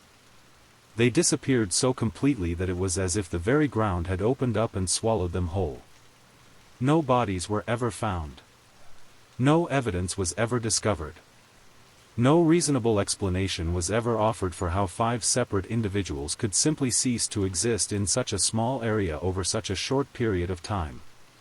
Tonight, we'll walk through the dense forests and along the abandoned trails where these disappearances occurred.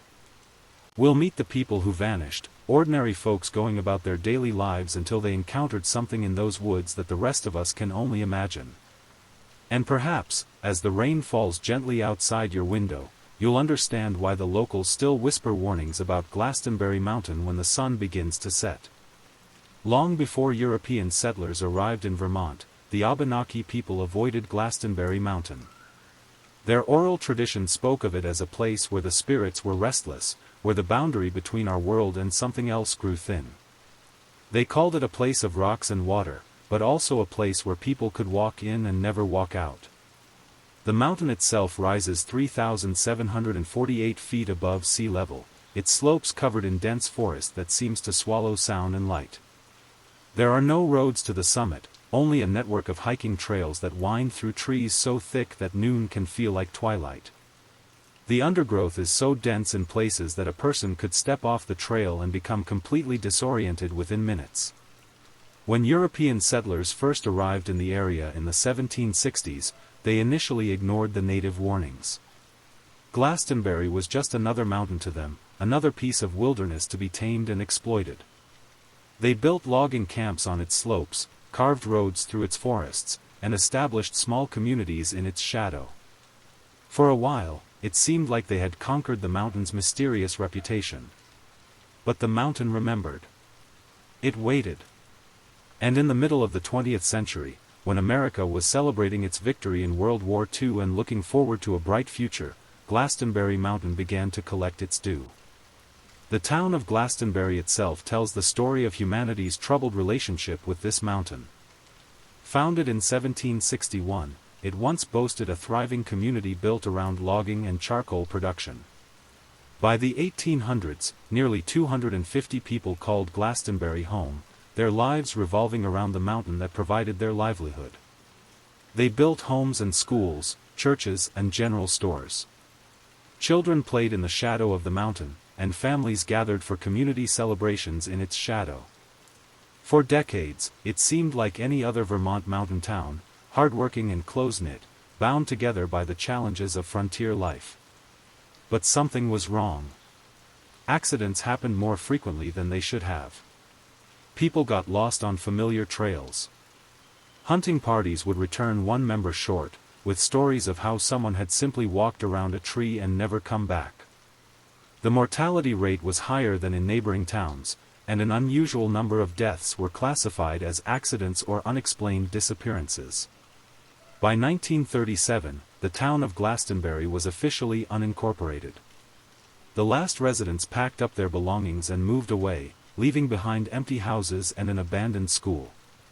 Today, Glastonbury exists only as a name on old maps and in the memories of the very elderly.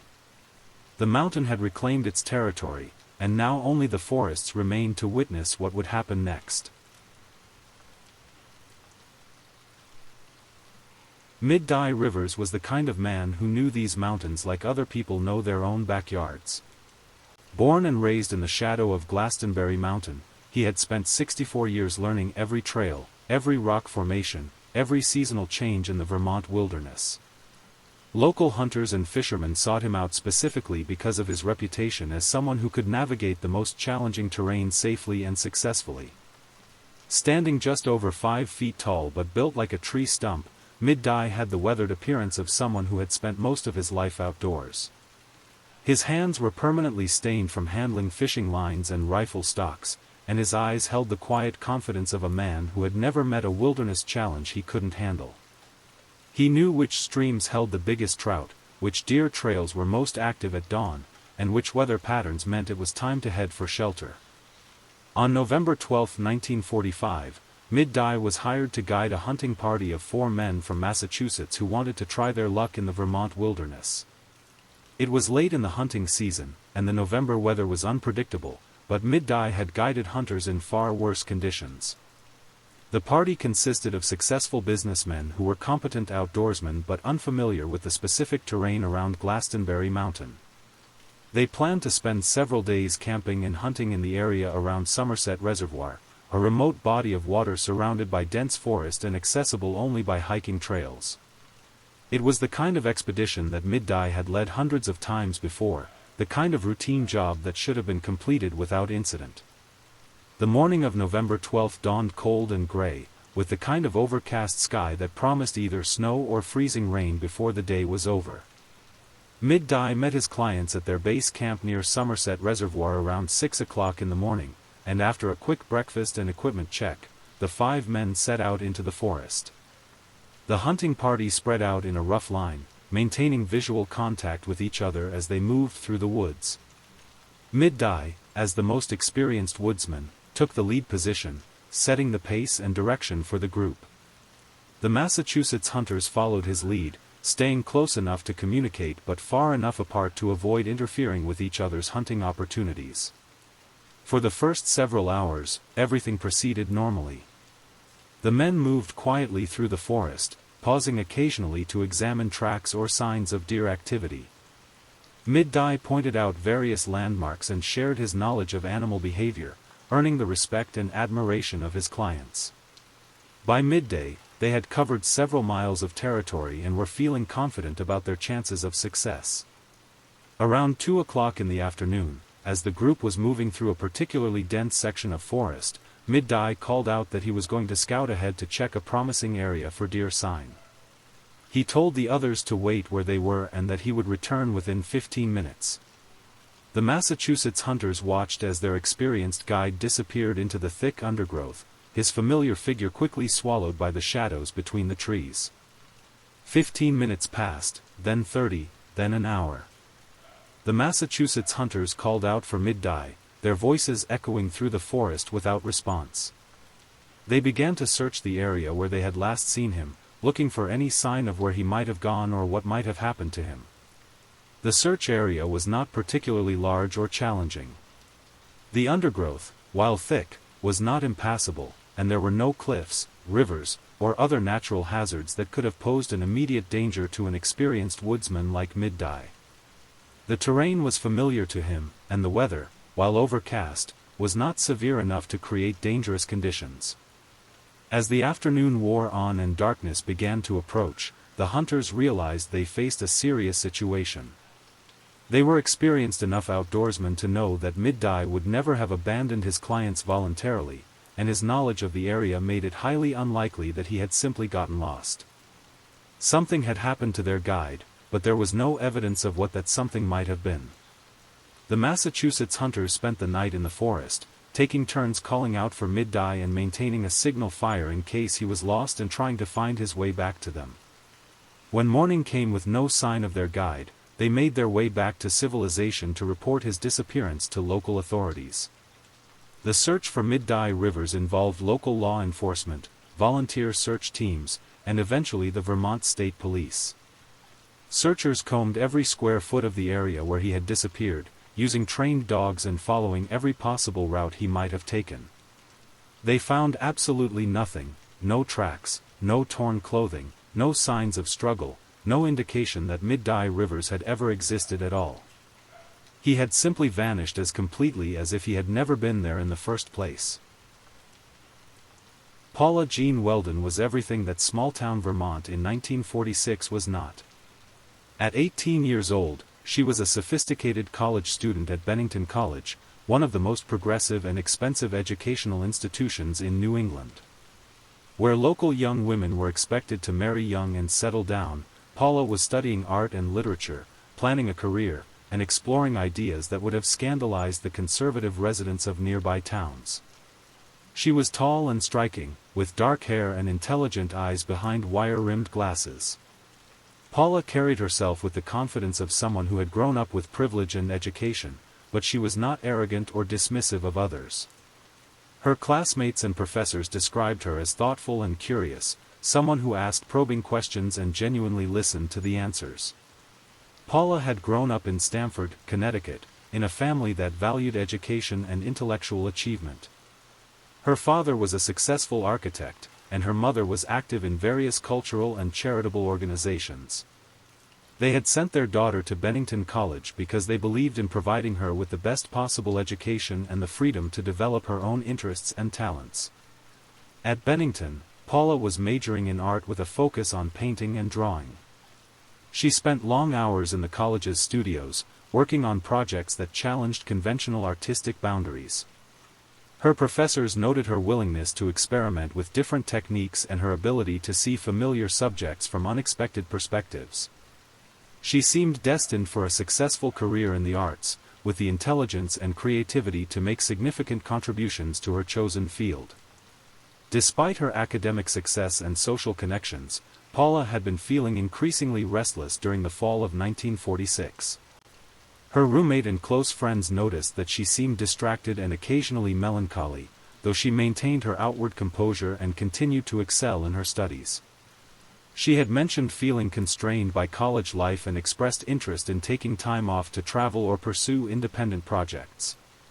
Paula had developed a love of hiking during her time at Bennington College. The Vermont mountains offered her a sense of freedom and solitude that she couldn't find on campus or in the classroom. She would often spend afternoons exploring the trail system around the college, returning with sketches and observations that she incorporated into her artwork. Her hiking expeditions had become more frequent and longer as the semester progressed. Paula would set out alone, despite warnings from college administrators about the dangers of solo hiking in the Vermont wilderness. She insisted that she was capable of taking care of herself and that the solitude was necessary for her creative process. On the evening of December 1, 1946, Paula seemed particularly restless. She had attended her classes during the day but appeared distracted and unfocused, according to her professors and classmates. After dinner in the college dining hall, she returned to her dormitory room and spent time writing in her journal, entries that were never found or made public after her disappearance. Around 6:30 p.m. on December 1, Paula left her dormitory wearing a bright red parka, blue jeans, and sturdy hiking boots. She told her roommate that she was going for a walk and would be back later that evening. It was already getting dark, and the temperature was dropping toward freezing, but Paula seemed determined to spend time outdoors despite the conditions. Paula walked from the Bennington College campus toward the long trail, Vermont's famous hiking route that runs the length of the state from Massachusetts to Canada. The trailhead was about 2 miles from campus, and Paula had hiked this route many times before, both during daylight hours and in the early evening. The initial section of the trail was well marked and relatively easy, following an old logging road through mixed forest. Several people saw Paula on her way to the trail that evening. A local businessman driving home from work noticed her walking along the road wearing her distinctive red parka. A group of college students passed her in their car and waved, noting that she seemed to be walking with purpose rather than just wandering aimlessly. The last confirmed sighting of Paula Weldon came from Louis Knapp, a local man who was returning from his own hike on the long trail around 7 p.m. He encountered Paula about half a mile up the trail from the road, walking steadily uphill despite the gathering darkness. Knapp later said that Paula appeared calm and confident, greeting him politely as they passed each other on the narrow trail. That was the last time anyone saw Paula Weldon alive. She walked up the long trail into the darkness of a December evening and simply vanished, leaving behind only questions and a mystery that has never been solved. When Paula failed to return to her dormitory by midnight, her roommate began to worry. By 2 a.m., when Paula still hadn't appeared, the roommate notified the dormitory supervisor, who in turn contacted college security. Bennington College had strict rules about students staying out overnight, and Paula's absence was completely out of character for someone who had never violated college regulations. The college's initial response was cautious, reflecting the assumption that Paula had simply lost track of time or perhaps decided to spend the night with friends off campus. However, as morning came with no word from Paula, college administrators realized they were dealing with a serious situation. By 10 a.m. on December 2nd, Bennington College had contacted local law enforcement to report Paula as a missing person. The Vermont State Police response was immediate and comprehensive. Detective Lieutenant William Gorman was assigned to lead the investigation, and within hours, search teams were being organized to comb the area around the long trail where Paula was last seen. The search included local law enforcement, volunteer firefighters, college students and faculty, and experienced woodsmen familiar with the terrain. The initial search focused on the section of the long trail where Louis Knapp had encountered Paula the previous evening. Searchers worked in organized lines, calling out Paula's name and looking for any sign of where she might have gone off the established trail. The bright red parka she had been wearing should have made her easy to spot against the brown and gray landscape of early winter. As days passed without finding any trace of Paula, the search effort expanded to cover an increasingly large area of the Vermont wilderness. The assumption was that Paula had either become lost and wandered off the trail, suffered an injury that prevented her from returning, or encountered some other emergency that required immediate rescue. Trained search dogs were brought in from neighboring states, their handlers hoping that the animals could pick up Paula's scent and follow her route through the forest. The dogs seemed to lose the trail at various points along the long trail, as if Paula had simply stopped existing rather than continuing in any particular direction. Aircraft were employed to search the area from above, their pilots and observers looking for any sign of Paula's red parka or other evidence of her presence. The aerial search covered hundreds of square miles of wilderness, including areas that would have been impossible for Paula to reach on foot in the time available. Local volunteers organized additional search parties, with experienced hunters and hikers volunteering their time and expertise to help locate the missing college student.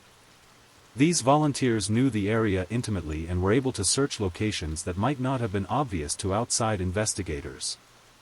They checked abandoned logging camps, natural shelters, and other places where someone might have sought refuge from the cold. The search effort eventually involved over 1,000 people and continued for weeks, making it one of the largest missing person searches in Vermont history at that time. Despite this massive effort, searchers found absolutely no trace of Paula Weldon, no clothing, no personal belongings, no footprints, no signs of struggle or accident. As the physical search continued without success, Detective Lieutenant Gorman began investigating other possibilities for Paula's disappearance. The investigation revealed a complex young woman who had been dealing with various personal and academic pressures that might have influenced her decision to leave campus that evening. Interviews with Paula's classmates and professors revealed that she had been struggling with questions about her future direction and career goals. While academically successful, Paula had expressed doubts about whether her chosen field of study was truly what she wanted to pursue long-term. She had mentioned to friends that she sometimes felt trapped by expectations and wondered what it would be like to simply disappear and start over somewhere else. The investigation also uncovered some romantic complications in Paula's life. She had been involved in a relationship with another student that had recently ended, and there were indications that the breakup had been more difficult for Paula than she had let on publicly. However, interviews with the former boyfriend and his associates showed that he had a solid alibi for the evening of Paula's disappearance. Detective Gorman also investigated the possibility that Paula had left voluntarily, perhaps to meet someone or to begin a new life elsewhere. However, Paula had left behind all her personal belongings, including money, identification, and warm clothing that would have been essential for survival in the December weather. If she had planned to disappear permanently, she had made no practical preparations for such an undertaking. The investigation ultimately raised more questions than it answered, and as weeks turned to months, hope of finding Paula alive began to fade. Like Mid-Dye Rivers the year before, Paula Weldon had simply vanished without leaving behind any evidence of what had happened to her. James Edward Tetford was a man carrying invisible wounds from a war that had officially ended but continued to rage in his mind every day. At 68 years old, he was a World War I veteran who had never fully recovered from his experiences in the trenches of France 30 years earlier. What we would now recognize as post-traumatic stress disorder was then simply called shell shock, and society's understanding of how to help men like James was limited and often ineffective. James had grown up in St. Albans, Vermont, in a large family that valued hard work and community service. He had been a promising young man before the war, with plans to become a teacher and perhaps start a family of his own. But the war had changed everything. The young man who had marched off to France with such optimism never really came home, even though his body had returned safely. For 30 years after the war, James had struggled to find his place in a world that seemed foreign and hostile compared to his memories of pre-war America. He had difficulty holding jobs, maintaining relationships, and dealing with the everyday stresses that other people seemed to manage without effort. The nightmares, flashbacks, and anxiety attacks that plagued him were poorly understood and often dismissed as weakness or lack of moral character. By 1949, James was living at the Soldiers' Home in Bennington, a facility that provided housing and basic care for veterans who were unable to live independently.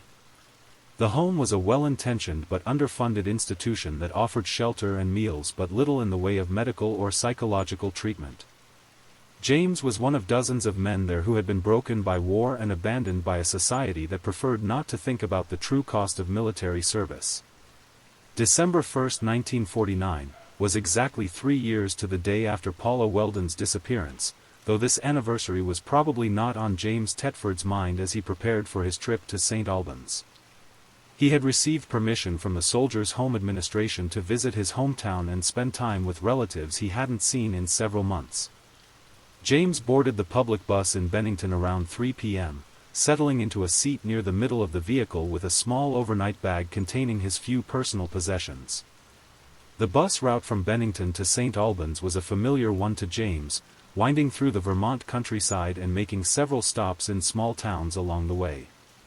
The bus driver, Ernest Whitman, remembered James boarding the bus because the older man seemed particularly cheerful and talkative compared to his usual quiet demeanor.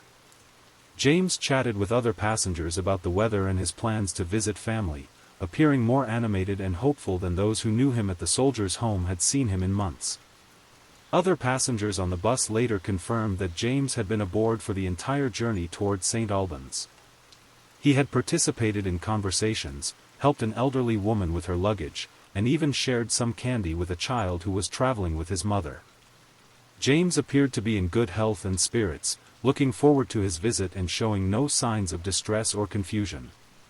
The bus made its scheduled stops in several small towns between Bennington and St. Albans, with passengers getting on and off at each location. James remained in his seat throughout these stops, according to multiple witnesses who remembered seeing him and occasionally speaking with him. He showed no indication of wanting to get off the bus before reaching his intended destination. As the bus approached St. Albans around 5:30 p.m., Ernest Whitman announced the stop and began slowing the vehicle. Several passengers gathered their belongings and prepared to disembark, including James, who had retrieved his overnight bag and moved toward the front of the bus with the other departing passengers. But when the bus stopped and the door opened, James Thetford was nowhere to be found. The passengers who had been standing near him looked around in confusion, and Ernest Whitman conducted a quick search of the entire bus to see if James had somehow moved to a different seat or fallen asleep. James's overnight bag was still on the bus, sitting in the luggage rack where he had placed it, but James himself had simply vanished. The other passengers were questioned immediately, but none of them had seen James leave the bus or noticed anything unusual happening during the final portion of the journey. The bus had made no unscheduled stops, and the doors had remained closed except for the regular passenger stops where James had been observed remaining in his seat.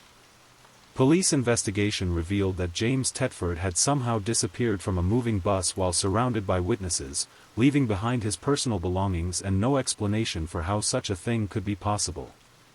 It was as if he had simply faded away like a ghost, there one moment and gone the next, in full view of a dozen other people who couldn't explain what they had witnessed.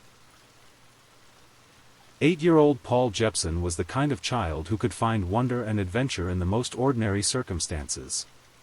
With bright eyes and an infectious grin, he had the boundless energy and curiosity that made every day an exploration of new possibilities.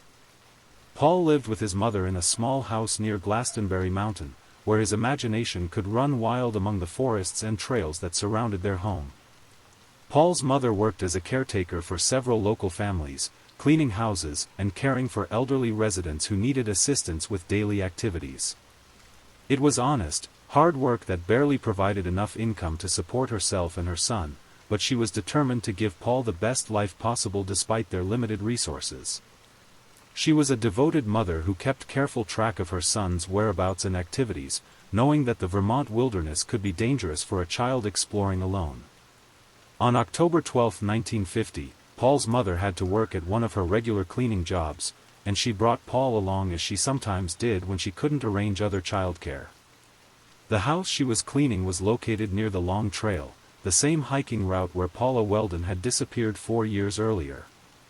It was a beautiful autumn day, with the leaves at their peak color and the air crisp and clean. Paul was excited about the opportunity to explore a new area while his mother worked inside the house. She gave him strict instructions to stay in the yard and not to wander into the surrounding forest, warnings that Paul promised to obey. He understood that the woods could be dangerous and that getting lost was a real possibility for someone his age. As Paul's mother worked inside the house, she periodically checked on her son through the windows, watching him play in the yard with the family's pet pig, a friendly animal that had become attached to the boy during previous visits. The pig seemed to enjoy Paul's company and followed him around the yard like a loyal dog, providing both entertainment and a sort of unofficial supervision. Around 1 p.m., Paul's mother looked out the window and saw her son playing near the edge of the yard, still within the safe boundaries she had established but getting close to the tree line. She called out to remind him not to go into the forest, and Paul waved back to acknowledge her warning. The pig was still with him, snuffling around in the fallen leaves and occasionally nudging Paul with its snout in a playful manner. 30 minutes later, when Paul's mother looked out again, she saw only the pig standing at the edge of the yard, looking into the forest and making distressed noises. Paul was nowhere to be seen.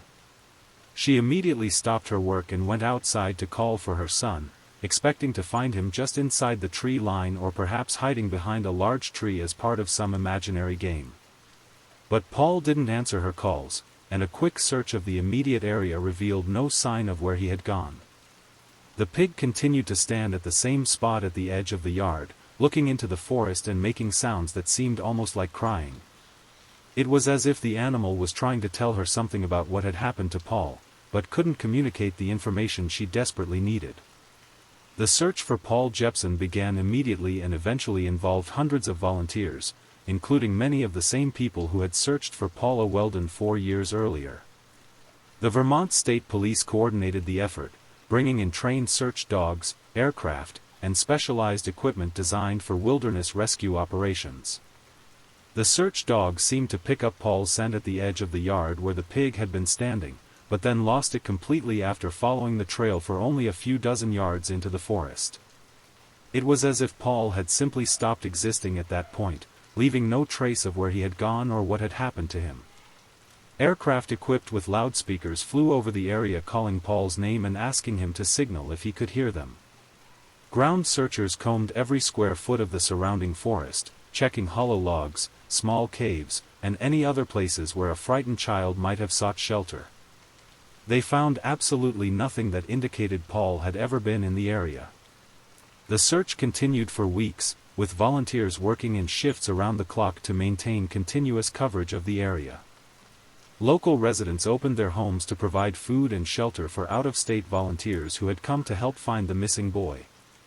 The community response was overwhelming, but despite the massive effort and genuine dedication of hundreds of people, Paul Jepson was never found. Like the others who had disappeared in the Bennington Triangle, Paul had simply vanished without leaving behind any evidence of his fate. The 8-year-old boy who had been playing happily in a yard with a pet pig had walked into the forest and become another piece of an unsolvable puzzle that was beginning to terrify the people of southern Vermont.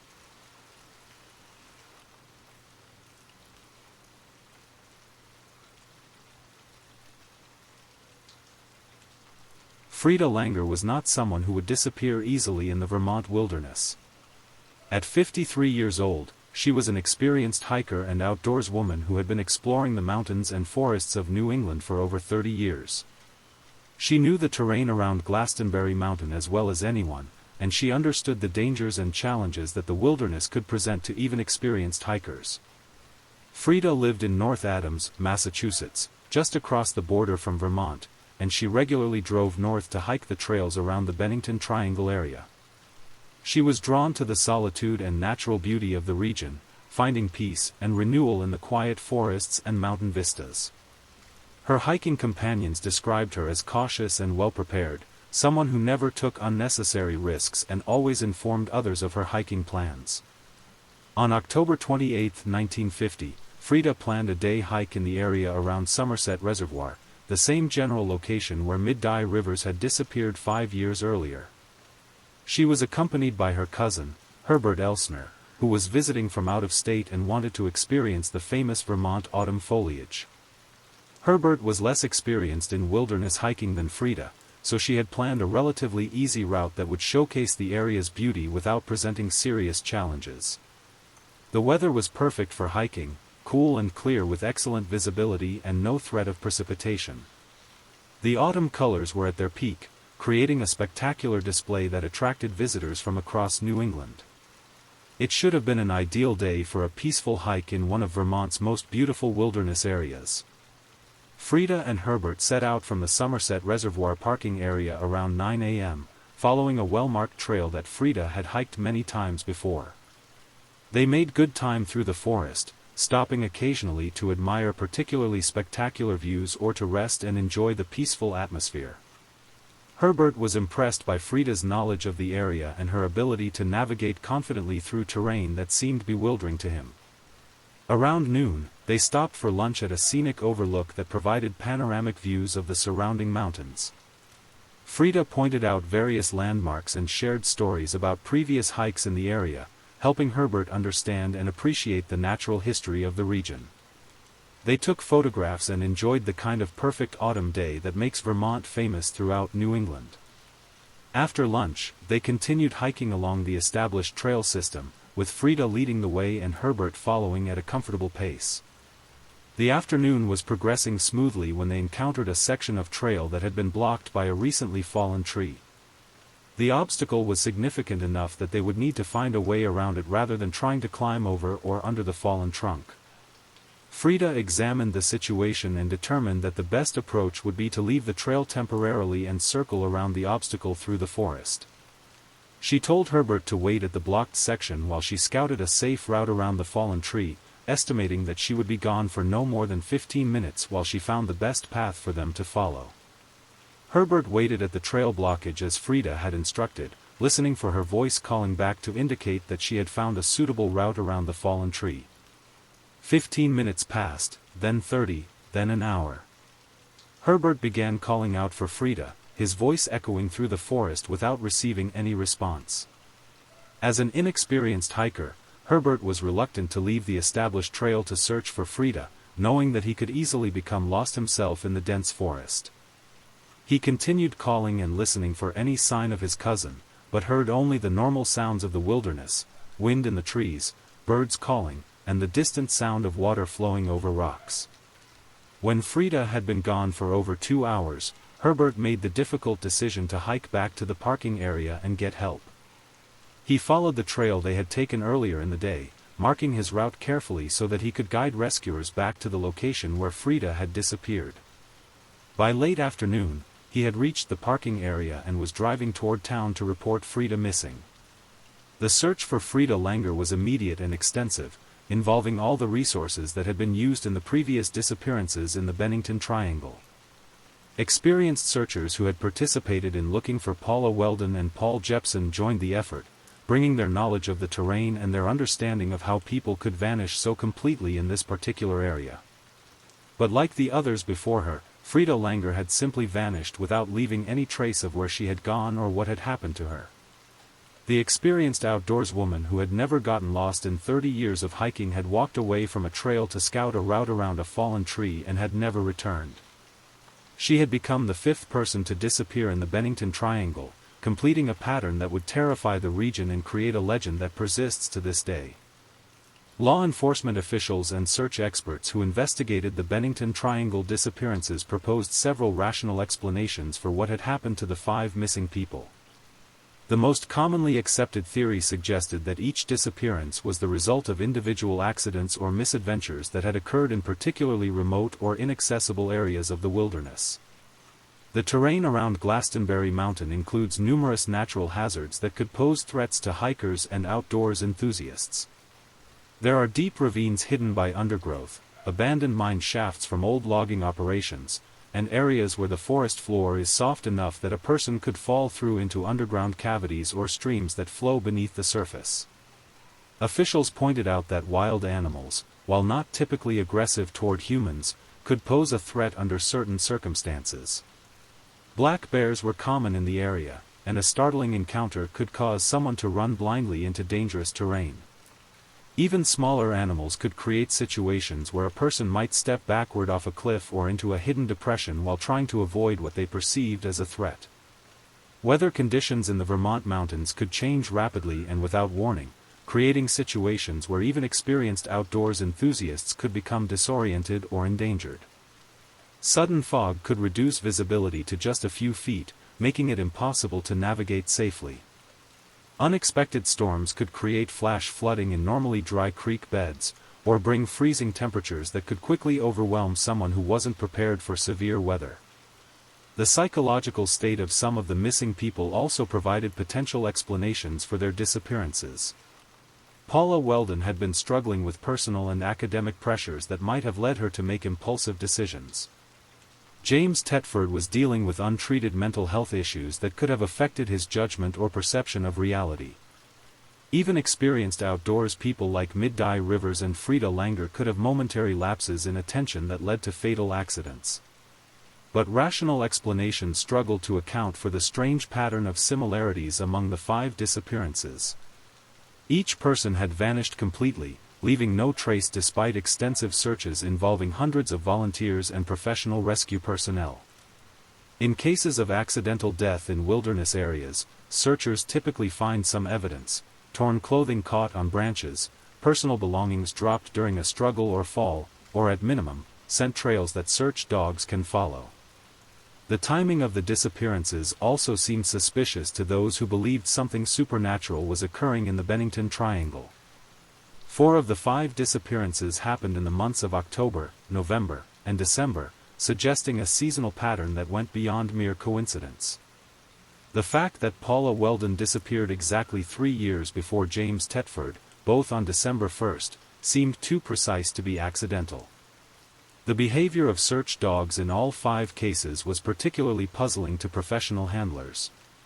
Trained search and rescue dogs are capable of following human scent trails for days or even weeks after a person has passed through an area, but in each Bennington Triangle case, the dogs lost the trail completely within a very short distance.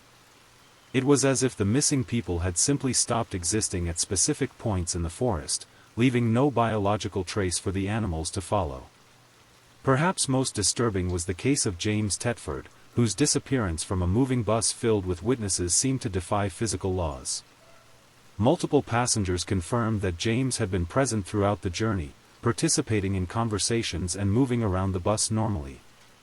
Yet somehow he vanished from an enclosed space while surrounded by people who should have noticed his departure. His luggage remained on the bus, suggesting that whatever happened to James was not voluntary. As news of the Bennington Triangle disappearances spread beyond Vermont, investigators and enthusiasts from around the country began proposing more exotic explanations for what had happened to the 5 missing people. Some suggested that the area was home to unknown predators, large cats or other animals that had learned to hunt humans efficiently and dispose of the evidence completely. Others pointed to the Native American legends about Glastonbury Mountain being a cursed place where the spirits of the dead were restless and hungry. According to these theories, the mountain itself was somehow alive and periodically claimed human sacrifices to satisfy ancient spiritual debts. The fact that the area had been avoided by indigenous peoples for centuries suggested that the dangers were real and had been recognized long before European settlement. UFO researchers became interested in the Bennington Triangle after reports of strange lights and unusual aircraft sightings in the area during the 1940s and 1950s. They theorized that the missing people had been abducted by extraterrestrial visitors who were conducting some sort of research or experimentation on human subjects. The complete absence of physical evidence was explained as proof of advanced alien technology capable of removing all traces of their activities. Some investigators suggested that the area contained natural phenomena that could cause people to become disoriented or lost in ways that conventional science couldn't explain. They pointed to magnetic anomalies, unusual geological formations, or undiscovered cave systems that might create conditions where normal navigation and survival instincts would fail. These theories attempted to bridge the gap between rational and supernatural explanations, suggesting that the disappearances had natural causes that were simply not yet understood by modern science. By 1951, when no further disappearances occurred in the Bennington Triangle, the 5 cases had become legendary throughout New England and beyond. Local newspapers had covered each disappearance extensively, and national publications began picking up the story as the pattern became clear. The Saturday Evening Post published a detailed article about the mysterious vanishings, bringing the story to readers across America. The publicity had a devastating effect on tourism and economic development in southwestern Vermont. Hotels and restaurants that had relied on visitors coming to see the famous autumn foliage found their bookings canceled as people became afraid to venture into the area. Hiking clubs and outdoor recreation groups that had regularly visited the region began choosing other destinations for their activities. Local residents found themselves living under a cloud of suspicion and fear. Parents kept their children closer to home, and adults avoided hiking or hunting alone in areas they had previously considered safe. The sense of community that had characterized small Vermont towns was strained as neighbors began to eye each other with suspicion, wondering if someone among them might be responsible for the disappearances. Real estate values in the area plummeted as potential buyers became reluctant to purchase property near Glastonbury Mountain. Farmers and business owners who had been planning to expand their operations found it difficult to obtain financing, as banks and investors became wary of the area's reputation. The economic impact of the disappearances extended far beyond the immediate families of the missing people. State and local officials found themselves in the difficult position of trying to reassure the public while acknowledging that they had no answers to offer. Press conferences became exercises in frustration as reporters asked questions that law enforcement simply couldn't answer. How do 5 people vanish without a trace in such a small area? Why were there no clues, no evidence, no logical explanation for any of the disappearances? The cases remained officially open, but as months passed without new leads or developments, investigative resources were gradually redirected to other priorities. The families of the missing people continued to hope and search on their own, but the official investigation slowly wound down, leaving behind only unsolved case files and unanswered questions. The disappearances created a unique form of suffering for the families left behind, a grief without closure, a loss without finality.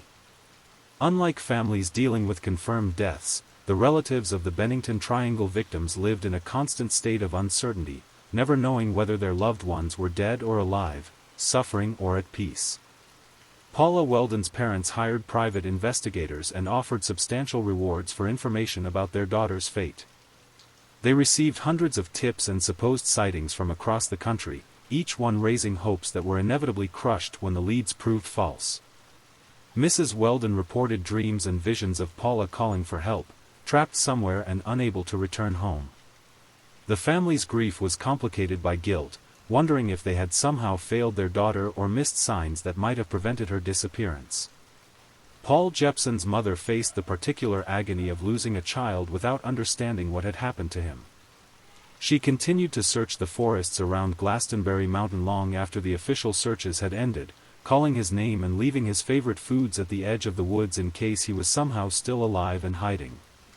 Neighbors reported seeing her walking the trails at all hours, carrying a lantern and refusing to accept that her 8-year-old son was gone forever. The families of Mid-Dye Rivers and Frida Langer struggled with the knowledge that experienced outdoors people who knew the wilderness intimately had somehow been overcome by forces they couldn't understand or escape. If guides and seasoned hikers could disappear so completely, what hope did ordinary people have of staying safe in the Vermont mountains? James Tetford's disappearance was perhaps the most troubling for his surviving relatives because it had occurred under seemingly impossible circumstances. How could a man vanish from a moving bus in full view of other passengers? The witnesses to his disappearance found themselves questioning their own memories and perceptions, wondering if they had somehow imagined his presence on the bus or missed something obvious that would explain his vanishing. In the decades following the original disappearances, new generations of investigators have returned to the Bennington Triangle cases with fresh perspectives and modern technology. Cold case detectives have re-examined the evidence, looking for clues that might have been missed by investigators working with 1940s and 1950s technology and methods. Archaeological surveys of the area have used ground-penetrating radar and other advanced techniques to search for hidden graves or other evidence of what might have happened to the missing people. These efforts have discovered old cellar holes, abandoned mining equipment, and other remnants of human activity in the forest, but nothing that provides answers about the 5 disappearances. Psychological profilers have studied the cases, looking for patterns that might suggest the involvement of a serial killer or other human predator. However, the diversity of the victims, different ages, backgrounds, and circumstances, makes it difficult to identify a common thread that would point to a single perpetrator. The complete absence of physical evidence also distinguishes these cases from typical violent crimes. Modern search and rescue experts have analyzed the original search efforts, looking for areas that might have been inadequately covered or techniques that might have missed important clues. Some have suggested that the searches, while extensive, may have been hampered by the limited technology and coordination methods available in the 1940s and 1950s. However, renewed searches using modern equipment have failed to produce any new evidence. Amateur researchers and internet communities have kept the cases alive in public consciousness, sharing theories and conducting their own investigations.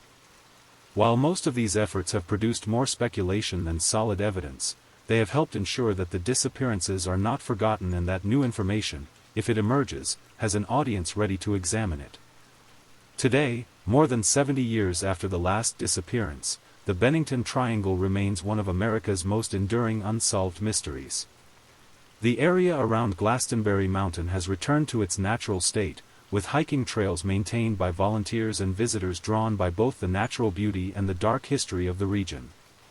Some hikers report feeling uneasy in certain parts of the forest, describing sensations of being watched or followed by unseen presences. Others claim to have heard voices calling from deep in the woods, or to have seen figures moving between the trees that vanish when approached. Whether these experiences are real or psychological responses to the area's reputation is impossible to determine. The disappearances have inspired books, documentaries, and countless internet discussions, each offering new theories or interpretations of the available evidence. Some focus on rational explanations, suggesting that the clustering of disappearances was simply a statistical anomaly that created the appearance of a pattern where none actually existed.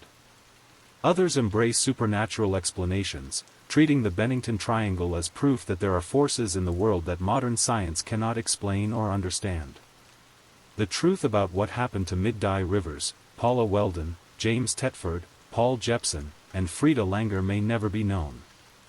Their disappearances remain as mysterious today as they were when they first occurred, a reminder that even in our modern, connected world, people can still vanish without a trace, leaving behind only questions and the enduring power of the unknown. The Bennington Triangle stands as a monument to human vulnerability in the face of forces we cannot understand or control. It reminds us that beneath our civilized veneer, we are still small and fragile creatures in a vast and mysterious universe, and that sometimes, despite all our technology and knowledge, people simply walk into the darkness and never return. 5 people walked into the Vermont wilderness and never walked out. They left behind families who loved them, communities that searched for them, and a mystery that has endured for more than 7 decades. Their stories remind us that even in our modern world, there are still places where the unknown holds sway, where rational explanations fall short, and where the darkness between the trees can swallow human lives as completely as if they had never existed at all. Whether you believe in supernatural forces, undiscovered natural phenomena, or simply the tragic coincidence of multiple accidents in a dangerous wilderness area, the Bennington Triangle stands as a testament to the limitations of human knowledge and the enduring power of mystery in our lives.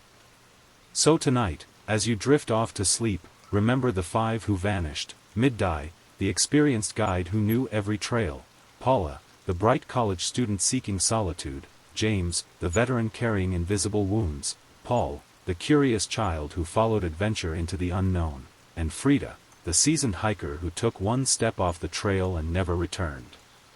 Their stories are finished, but their mystery lives on, waiting in the shadows of Glastonbury Mountain for someone who might finally provide the answers that have eluded us for so long.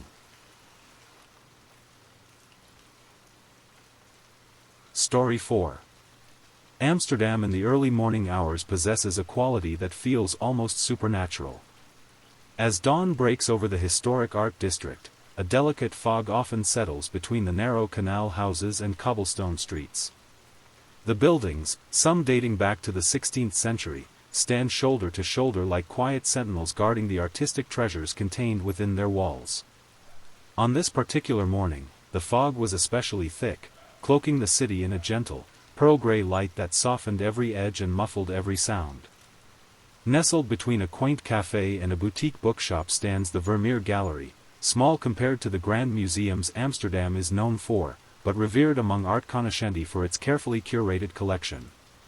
The red brick building with its understated facade gives little indication of the masterpieces housed inside. Unlike the Rijksmuseum or the Van Gogh Museum with their crowds of tourists, the Vermeer Gallery offers an intimate experience with artworks of exceptional quality. The gallery specializes in Dutch Golden Age paintings, with a notable collection including 3 lesser-known but exquisite works by Johannes Vermeer himself.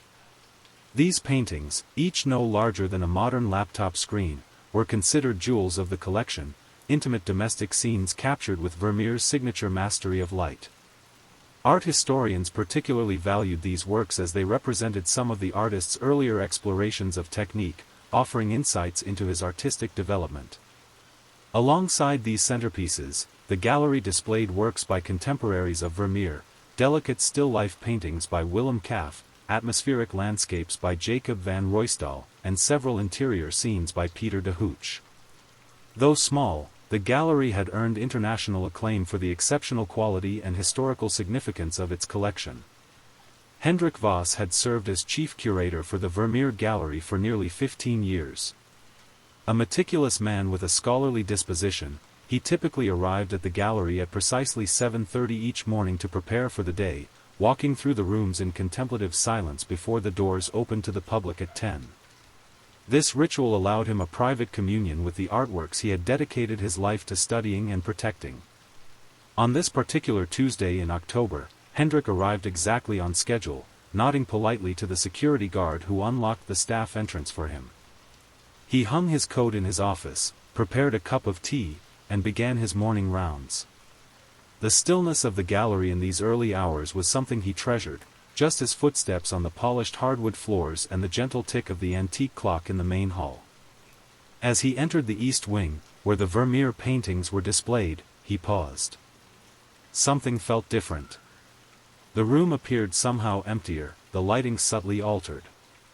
It took his mind several moments to process what his eyes were seeing. Where 3 priceless Vermeer paintings had hung just yesterday, there were now only empty spaces on the wall, the subtle discoloration of the paint behind them forming perfect rectangles that marked their absence.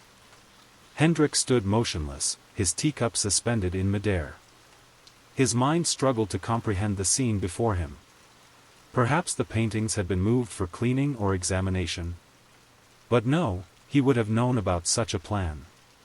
Perhaps this was some sort of elaborate prank? But who would dare? After several long moments of stunned silence, Hendrik finally managed to place his teacup on a nearby bench. With hands that had begun to tremble slightly, he reached for his phone and called the gallery's security director. "Thomas," he said, working to keep his voice steady. "The Vermeers are gone. All 3 of them. Please come to the East Wing immediately." Within minutes, the quiet morning routine of the gallery transformed. Thomas arrived first, his face draining of color as he confirmed what Hendrik had reported. Security footage would need to be reviewed, police contacted, but first, a thorough search of the premises. As Hendrik watched Thomas speak urgently into his radio, summoning all security personnel on duty, a curious numbness settled over him. The paintings he had studied for years, had written scholarly articles about, had personally guided countless visitors to appreciate, simply gone. The empty spaces on the wall seemed to stare back at him accusingly, as if demanding an explanation he couldn't provide. Soon the gallery filled with staff members, their morning greetings replaced by hushed, anxious conversations. The assistant curator, Marieke, approached Hendrik with wide eyes. "Could they have been moved for the upcoming exhibition?" she asked, her voice barely above a whisper. Hendrik shook his head slowly. The exhibition plans didn't involve moving those particular works. They were meant to remain exactly where they were. As security personnel began reviewing access logs and examining door locks, Hendrik noticed the gallery director, Willem Clausen, arriving. A tall man with silver hair and a normally unflappable demeanor, even Willem appeared shaken as he surveyed the empty wall spaces. "No signs of forced entry," Thomas reported, returning from his initial assessment. "The alarm system was never triggered. All exterior doors remained locked until this morning's opening procedures." "That's impossible," Willem responded, his voice unnaturally tight. "Those paintings were secure behind individual alarm sensors. How could anyone remove them without setting off every alarm in the building?" No one had an answer. As the initial shock began to give way to methodical investigation, the full weight of what had happened settled over the gathered staff. 3 irreplaceable masterpieces, valued not just for their monetary worth but for their cultural and historical significance, had vanished seemingly without trace. Police officers soon arrived, their uniforms and official demeanor bringing a new gravity to the situation. As they cordoned off the East Wing and began interviewing staff members, Hendrik found himself staring at the empty wall spaces, trying to recall every detail of the paintings that should be there, the play of light on a pearl earring, the subtle geometries of a tiled floor, the gentle gaze of a young woman reading a letter. The gallery remained closed to the public that day. News crews gathered outside as word of the theft spread. Inside, forensic teams dusted for fingerprints and collected fibers, while detectives questioned each staff member about their movements in the previous days. As the day progressed, Hendrik sat in his office, providing detailed descriptions and photographs of the missing works to investigators. How could paintings that had survived wars, relocations, and centuries of history simply disappear on his watch? The gallery's security systems were state-of-the-art. The staff were all trusted professionals, many having worked there for years. What could have happened to these irreplaceable pieces of history? Who could have orchestrated such a precise theft, leaving no evidence behind?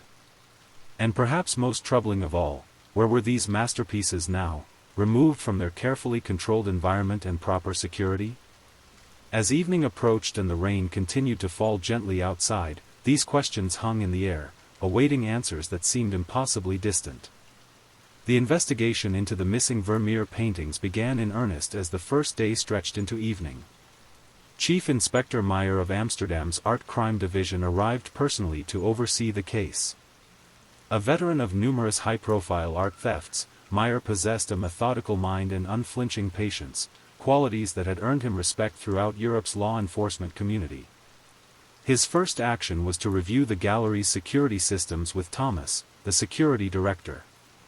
The Vermeer Gallery employed multiple layers of protection, motion sensors throughout the building, individual alarm triggers on each valuable painting, pressure sensors under certain floor tiles, and a comprehensive camera system covering every room and corridor. Each security element operated on separate systems, making it nearly impossible for a single failure to compromise the entire network. All systems show normal operation throughout the night, Thomas explained, scrolling through logs on his computer screen.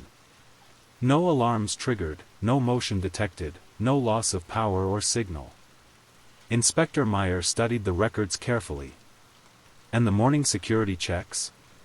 Performed as usual at 6:30 a.m. by our night guard before shift change. Everything registered as normal.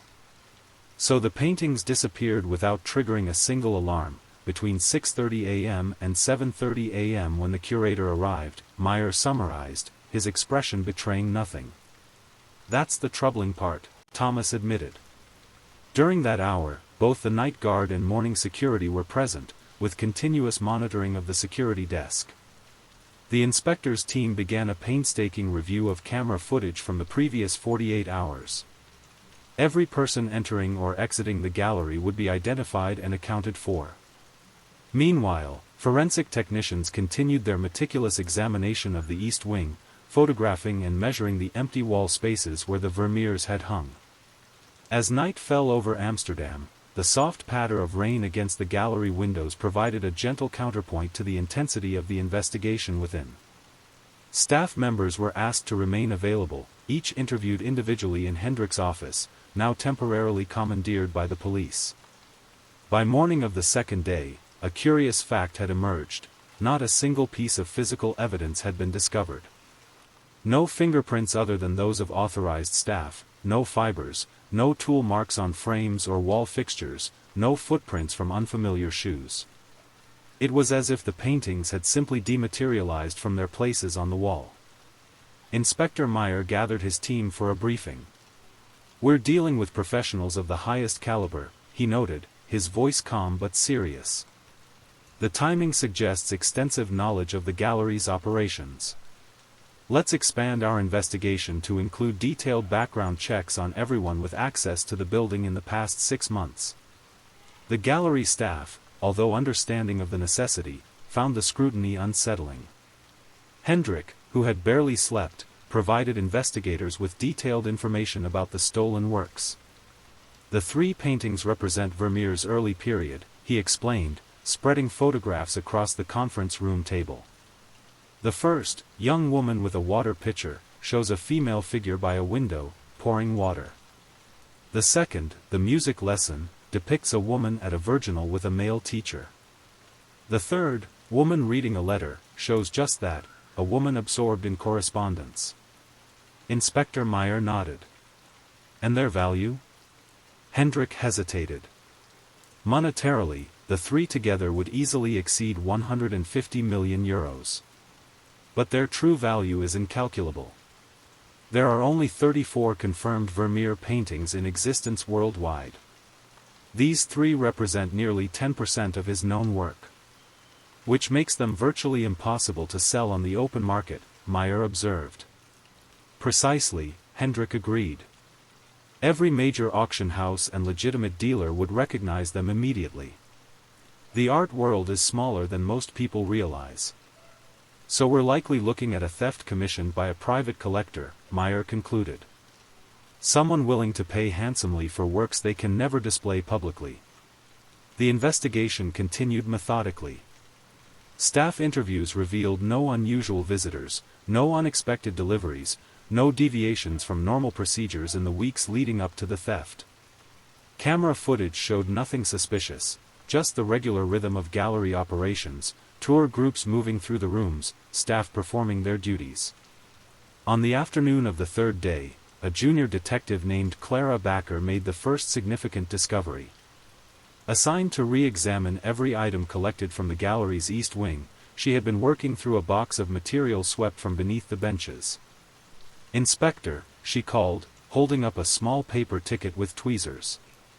"I found this tucked beneath the cushion of the viewing bench directly opposite the Vermeer display." Meyer examined the ticket carefully. It was a standard museum admission ticket for the Vermeer Gallery, dated exactly 3 months prior to the theft. What made it notable was its pristine condition, unlikely for something that had allegedly been beneath a cushion for 3 months. "Good work, Detective Backer," Meyer said, placing the ticket in an evidence bag. "Let's check the visitor records and camera footage from that date."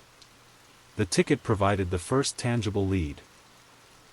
Records showed it had been purchased with cash at precisely 2:17 p.m. on July 15. Camera footage from that day revealed a slender figure purchasing the ticket, a woman wearing a wide-brimmed hat that obscured her face from the overhead camera. Additional footage showed this same visitor spending nearly 3 hours in the gallery, much of it in the east wing where the Vermeers were displayed. Unlike most visitors who moved methodically through the rooms, this woman returned repeatedly to the bench opposite the Vermeer paintings, sometimes sitting for 20 minutes or more, appearing to sketch in a small notebook. "She's not sketching," observed Thomas as they reviewed the footage. "She's mapping the room. Look at how her eyes move from the paintings to the ceiling corners where our cameras are mounted, then to the ventilation grates and electrical outlets." Inspector Meyer agreed. "She's assessing the security systems. Let's find out who she is." Unfortunately, the woman had been careful. Her face was never fully visible to any camera. She had paid in cash, signed the visitor book with an illegible scrawl, and exited the gallery without speaking to any staff members. The investigation team now had a person of interest but little means of identifying her. As investigators continued their work, Hendrik immersed himself in research, hoping to discover who might have the expertise and connections to orchestrate such a sophisticated theft. During a late evening session in his office, sorting through international art theft reports, he noticed a case that seemed disturbingly familiar. 5 years earlier, the Kunsthistorisches Museum in Vienna had reported the theft of 2 paintings by Vermeer's contemporary, Peter de Hooch. The circumstances were remarkably similar: no alarms triggered, no physical evidence left behind, and the paintings had been removed during a brief window between security checks.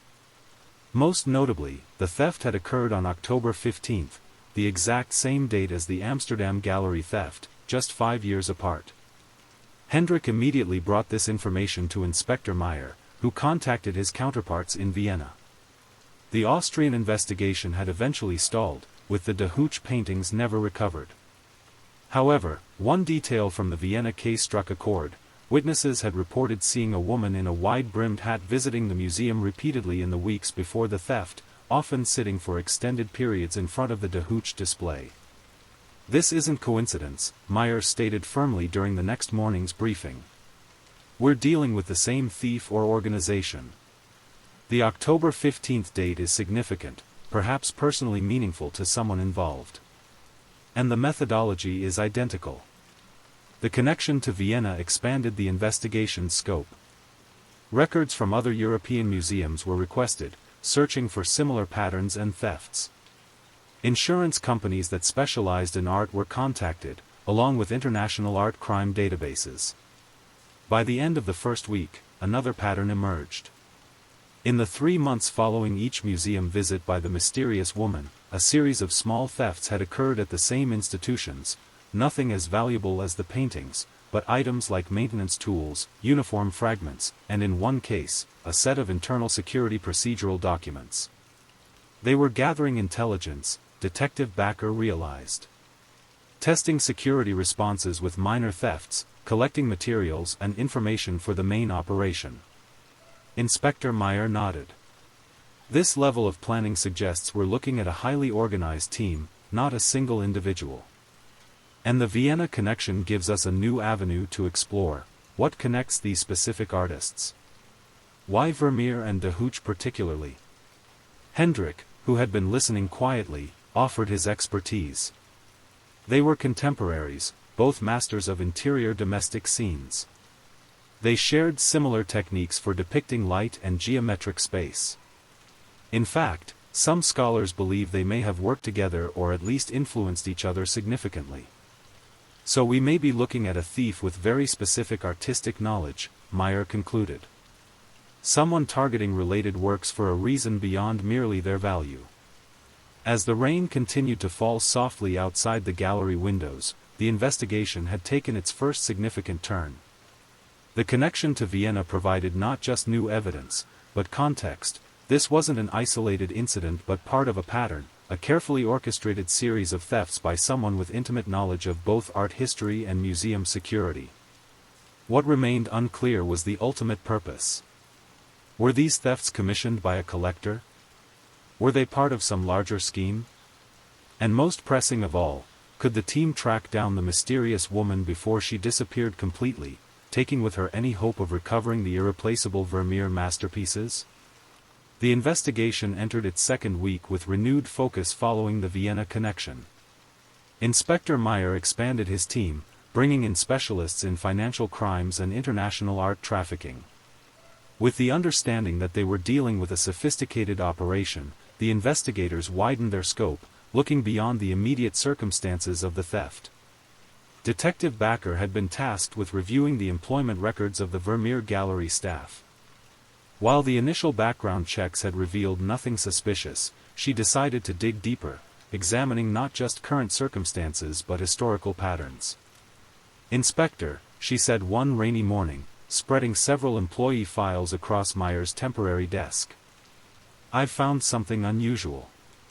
Over the past 7 years, the gallery had experienced higher than average staff turnover in certain positions, particularly among custodial staff, security guards, and gift shop attendants.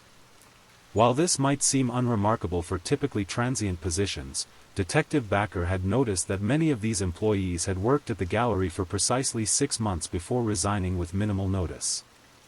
On its own, this wouldn't raise flags, she explained, but when I checked the dates, I found that in each of the 3 years preceding the theft, a short-term employee resigned within days of October 15th. Meyer studied the employment records carefully. So they gathered intelligence from the inside, replacing their sources regularly to avoid detection. Exactly, Backer agreed. And here's what's even more interesting. 2 of these former employees listed previous work experience at museums in Vienna and Prague. Both of those institutions experienced art thefts within a year of their employment. This discovery prompted a thorough review of everyone who had worked at the gallery, even temporarily, over the past decade. Each name was cross-referenced with employment records from other European museums, particularly those that had experienced similar thefts. Simultaneously, financial investigators began tracing suspicious transactions that might be connected to the case. Art theft on this scale typically involved substantial funding, for equipment, bribes, transportation, and the expertise of various specialists. Following the money might lead them to the orchestrators. After days of meticulous analysis, financial investigator Joost van der Meer identified a pattern of unusual payments to former Vermeer Gallery employees. These weren't direct deposits that would trigger automatic flags but carefully disguised transactions, consulting fees for non-existent services, purchasing of artistic works at inflated prices, or sudden gambling winnings from online casinos based in countries with minimal financial oversight. These payments range from €5,000 to €20,000, Van der Meer explained during a team briefing. Small enough to avoid major scrutiny but large enough to buy cooperation. They've been laundered through at least 3 intermediaries before reaching the recipients. Can we trace them back to the source? Meyer asked. Van der Meer nodded. Partially. The transactions originate from a series of shell companies registered in Cyprus, Panama, and the Cayman Islands.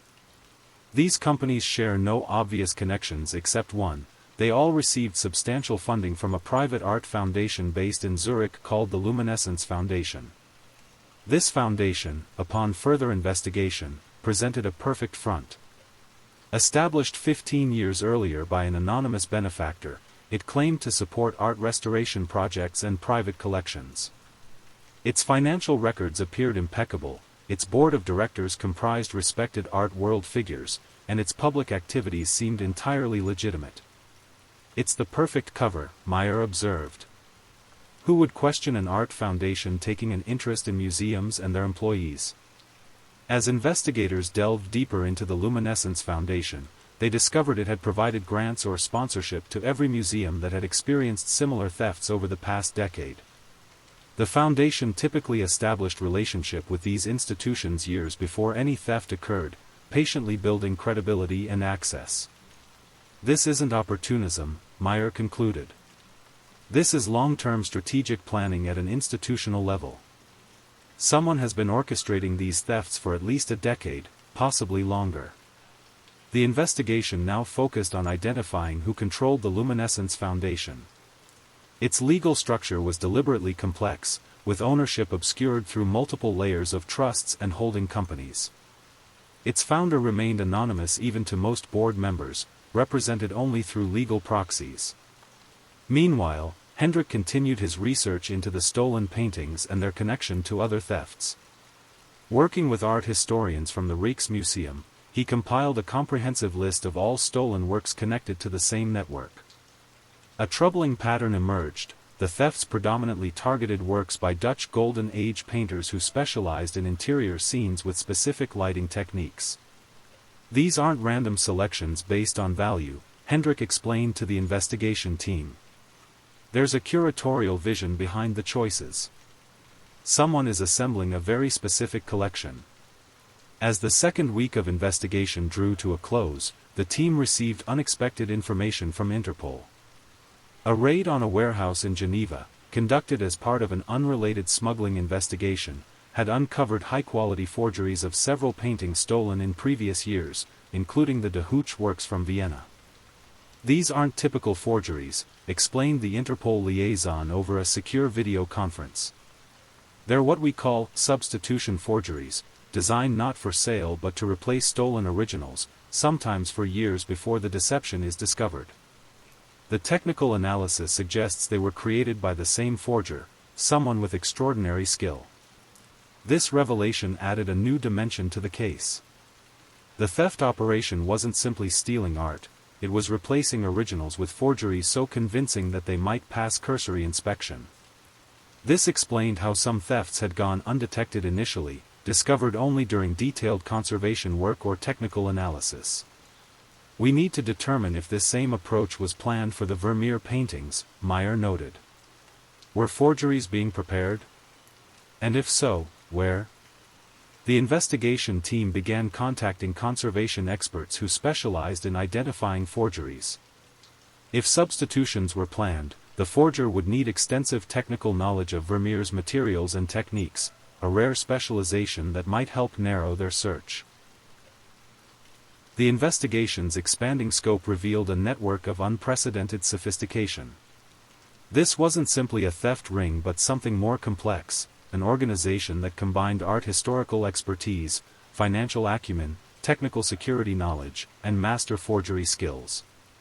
The pieces suggested an operation with resources rivaling those of a small intelligence agency, patiently executing a plan years in the making. On the morning of the 10th day, as rain fell heavily outside the gallery windows, Inspector Meyer received a call from his counterpart in Vienna. Austrian investigators had managed to identify one of the short-term employees connected to the Dehooch theft, a woman named Elena Karavic who had briefly worked as a docent at the Kunsthistorisches Museum. "We lost track of her after she left Vienna," the Austrian inspector explained.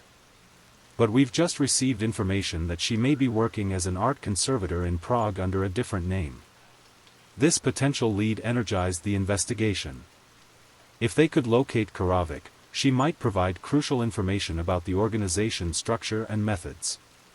Teams in Prague began surveillance of the conservation studios where she allegedly worked, while financial investigators tracked possible payments connected to her various identities. As these new avenues were being explored, an unexpected development occurred. The gallery's public information line received an anonymous call from someone claiming to have information about the Vermeer theft. The caller, using a voice distorter, requested a meeting with investigators at the Amsterdam Central Station. This could be legitimate information or a deliberate distraction, Meyer cautioned as the team prepared for the meeting. "We'll proceed with full surveillance coverage." Detective Backer, selected to make the initial contact because of her less recognizable status within the department, positioned herself at the designated meeting point, a bench near the station's main hall. Security cameras monitored the area while plainclothes officers maintained distance at strategic positions throughout the station. At precisely the appointed time, a young man in a university sweatshirt approached Backer. He appeared nervous, constantly scanning the surroundings, clearly unaccustomed to clandestine meetings. After confirming he was speaking to the police, he handed over a sealed envelope. "I work part-time at a storage facility in Rotterdam," he explained hurriedly.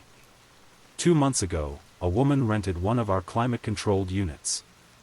She paid a year in advance in cash and set up a sophisticated monitoring system inside the unit. Last week, I noticed her removing the monitoring equipment. Before she sealed the unit, I caught a glimpse inside. It contained what looked like painting frames and specialized packing materials. The timing seemed suspicious after hearing about the Vermeer theft on the news. The envelope contained photographs the young man had secretly taken of the storage unit door, the woman's rental agreement with a likely false name, and partial records of her access dates. Most valuable was a short video clip showing the woman entering her security code, footage that might finally provide a clear image of their suspect. "She always wore that same hat," the young man added. "But this last time, she seemed in a hurry and less careful about concealing her face." Detective Backer thanked him for the information, providing a secure contact method should he discover anything else. As he left, surveillance teams confirmed no one had followed him and he hadn't made contact with anyone else in the station.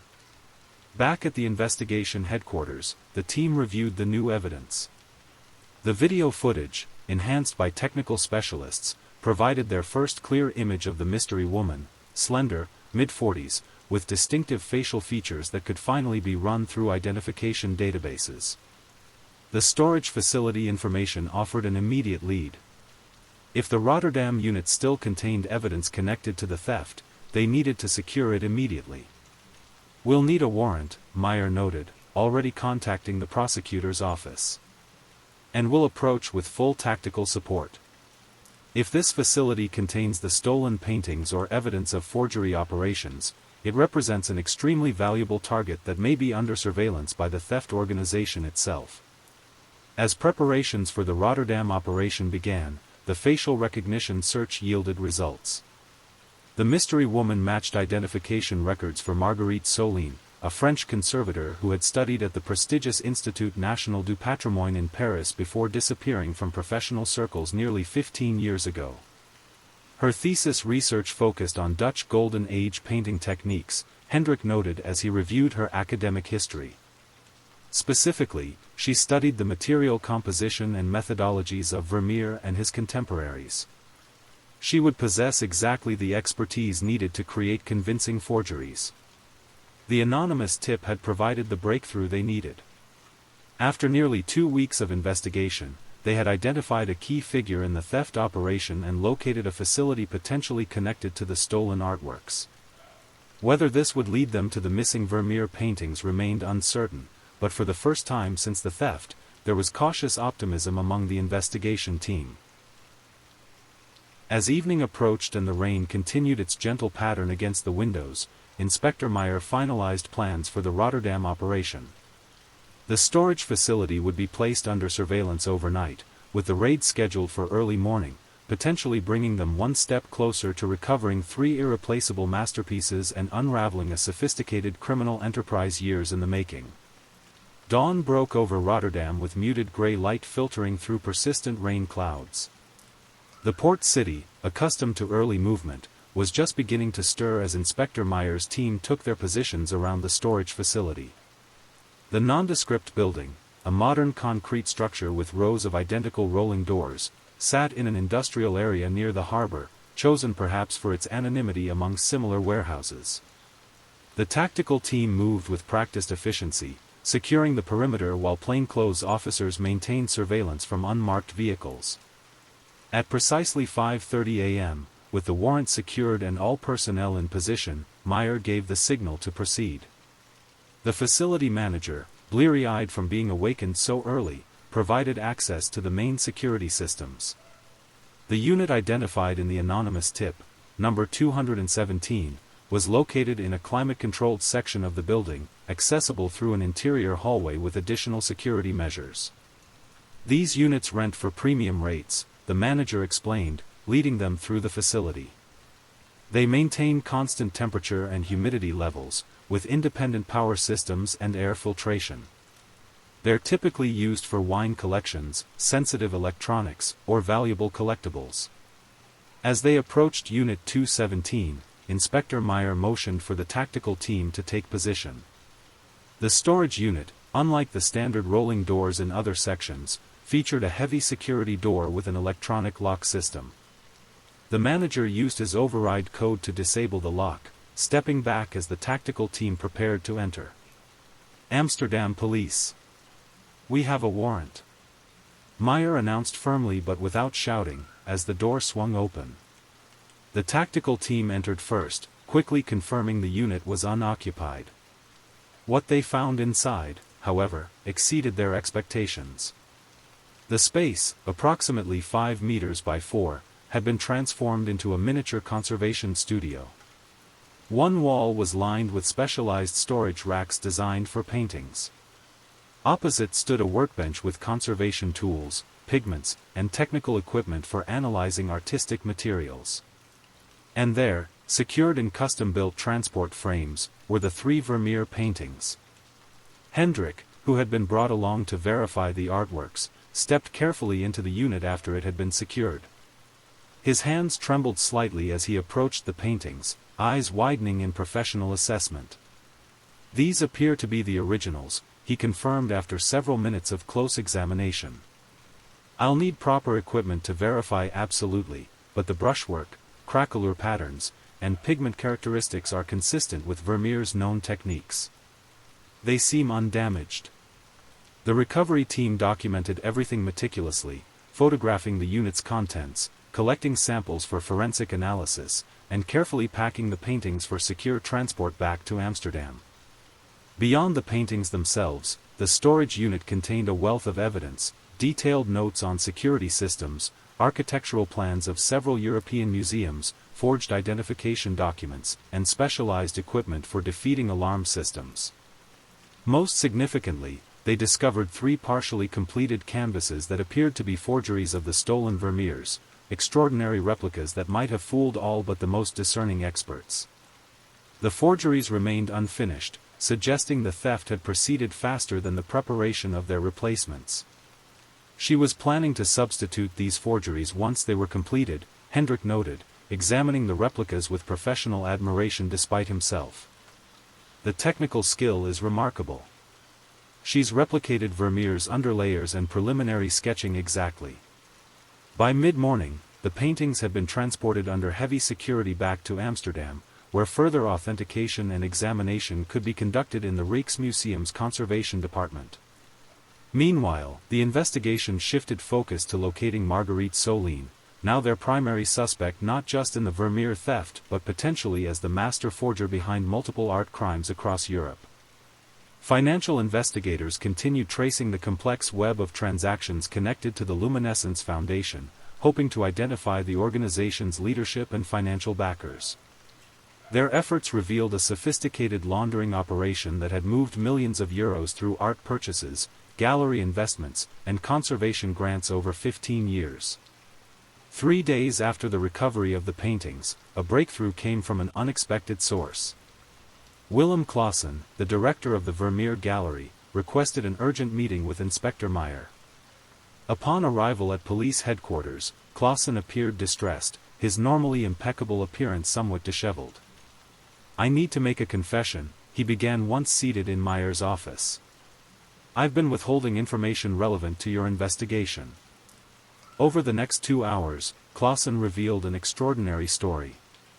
15 years earlier, while working as a curator in Basel, Switzerland, he had been approached by a charismatic art collector named Marcus Reinhardt, who had proposed a partnership. Reinhardt, a wealthy industrialist with a passion for Dutch Golden Age painting, had shared his vision for creating a private museum dedicated to the period's masterpieces.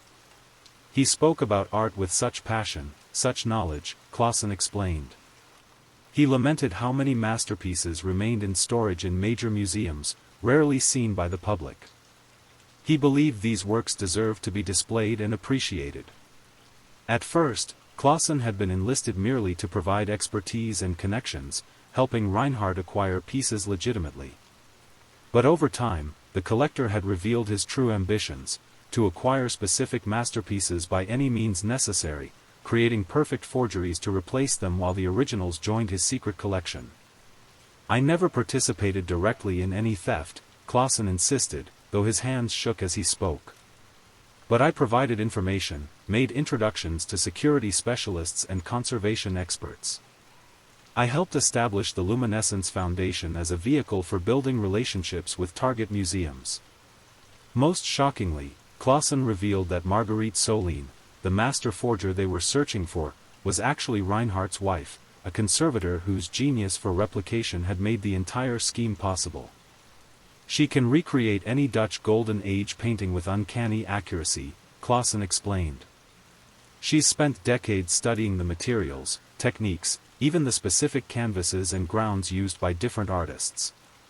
The forgeries aren't meant for sale, they're meant to prevent the thefts from being discovered at all." Armed with this confession, the investigation accelerated dramatically. International arrest warrants were issued for both Marcus Reinhardt and Marguerite Solin. Financial investigators froze accounts connected to the Luminescence Foundation and its affiliated entities. Interpol coordinated efforts to locate the couple's multiple residences, focusing particularly on a remote estate in the Swiss Alps where Clausen believed their private collection was housed. 5 days later, Swiss police raided the Alpine estate, a modernist structure built into a mountainside, its windows offering spectacular views of the surrounding peaks. Inside, they discovered what one officer described as a museum-quality collection that would rival many national galleries. Displayed throughout the home's climate-controlled rooms were dozens of paintings, including works believed stolen from museums across Europe over the past 15 years. Marcus Reinhardt was arrested on site. His wife, however, had apparently fled shortly before the raid, taking with her several smaller artworks and financial documents.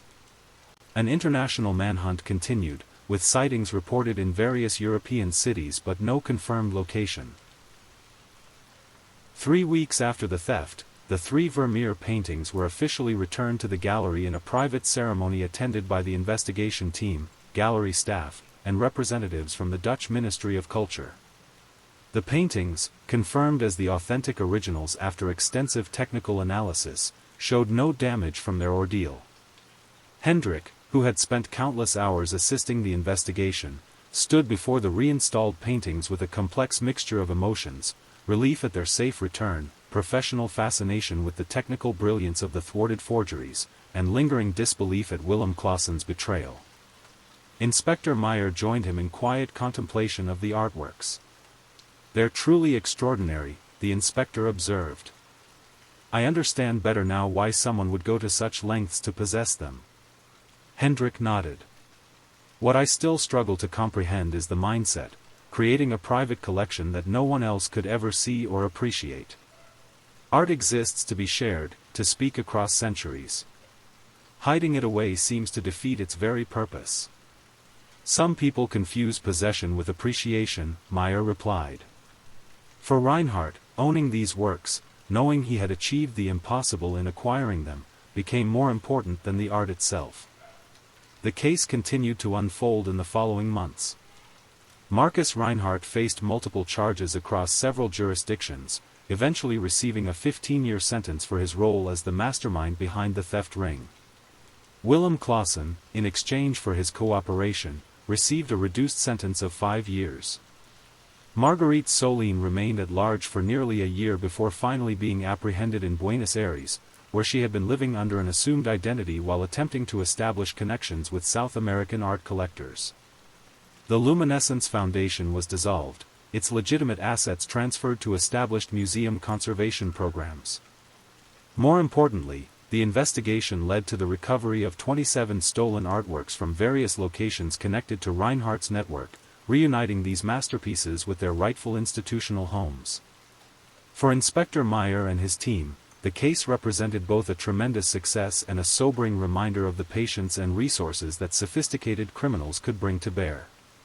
The theft had been planned over years, possibly decades, with attention to detail that bordered on obsession.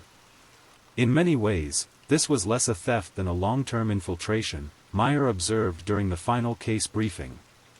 Reinhardt and his network didn't just target physical security, they embedded themselves within the institutional structure of the art world, building credibility and access over many years.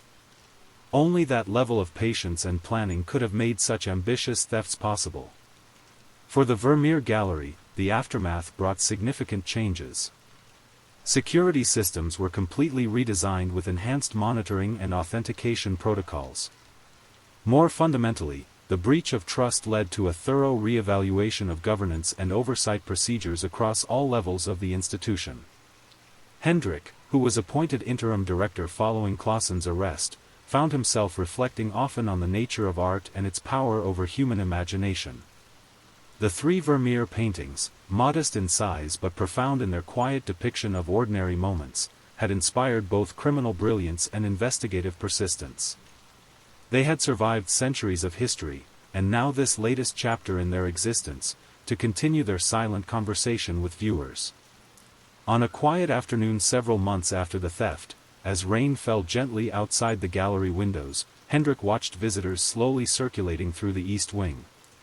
They paused before the Vermeer paintings, leaning in to observe the delicate brushwork, the masterful rendering of light falling across ordinary objects and extraordinary moments. Few of these visitors likely knew the full story of the painting's recent journey, the sophisticated theft, the brilliant forgeries, the complex investigation that had returned them to these walls. Perhaps that was fitting, Hendrik thought. The paintings themselves remained unchanged by their brief absence, still radiating the same quiet power, still drawing viewers into intimate scenes captured by an artist's hand more than 3 centuries earlier. The art endured while the human dramas around it eventually faded into history. As the rain continues to fall gently around us, let's take a moment to appreciate the rhythm of raindrops, the comfort of knowing that art treasures can be found and returned, and the reassurance that patience and persistence often lead to resolution, even in the most complex mysteries. Our background sounds will carry you into tranquility as you drift toward sleep. Thank you for listening to tonight's true crime story. Rest peacefully, knowing that another story awaits you next time, ready to accompany you on another journey toward restorative sleep. But if you're still awake, don't forget to like and subscribe so you don't miss our next true crime stories. And until next time, stay safe and take care. Good night.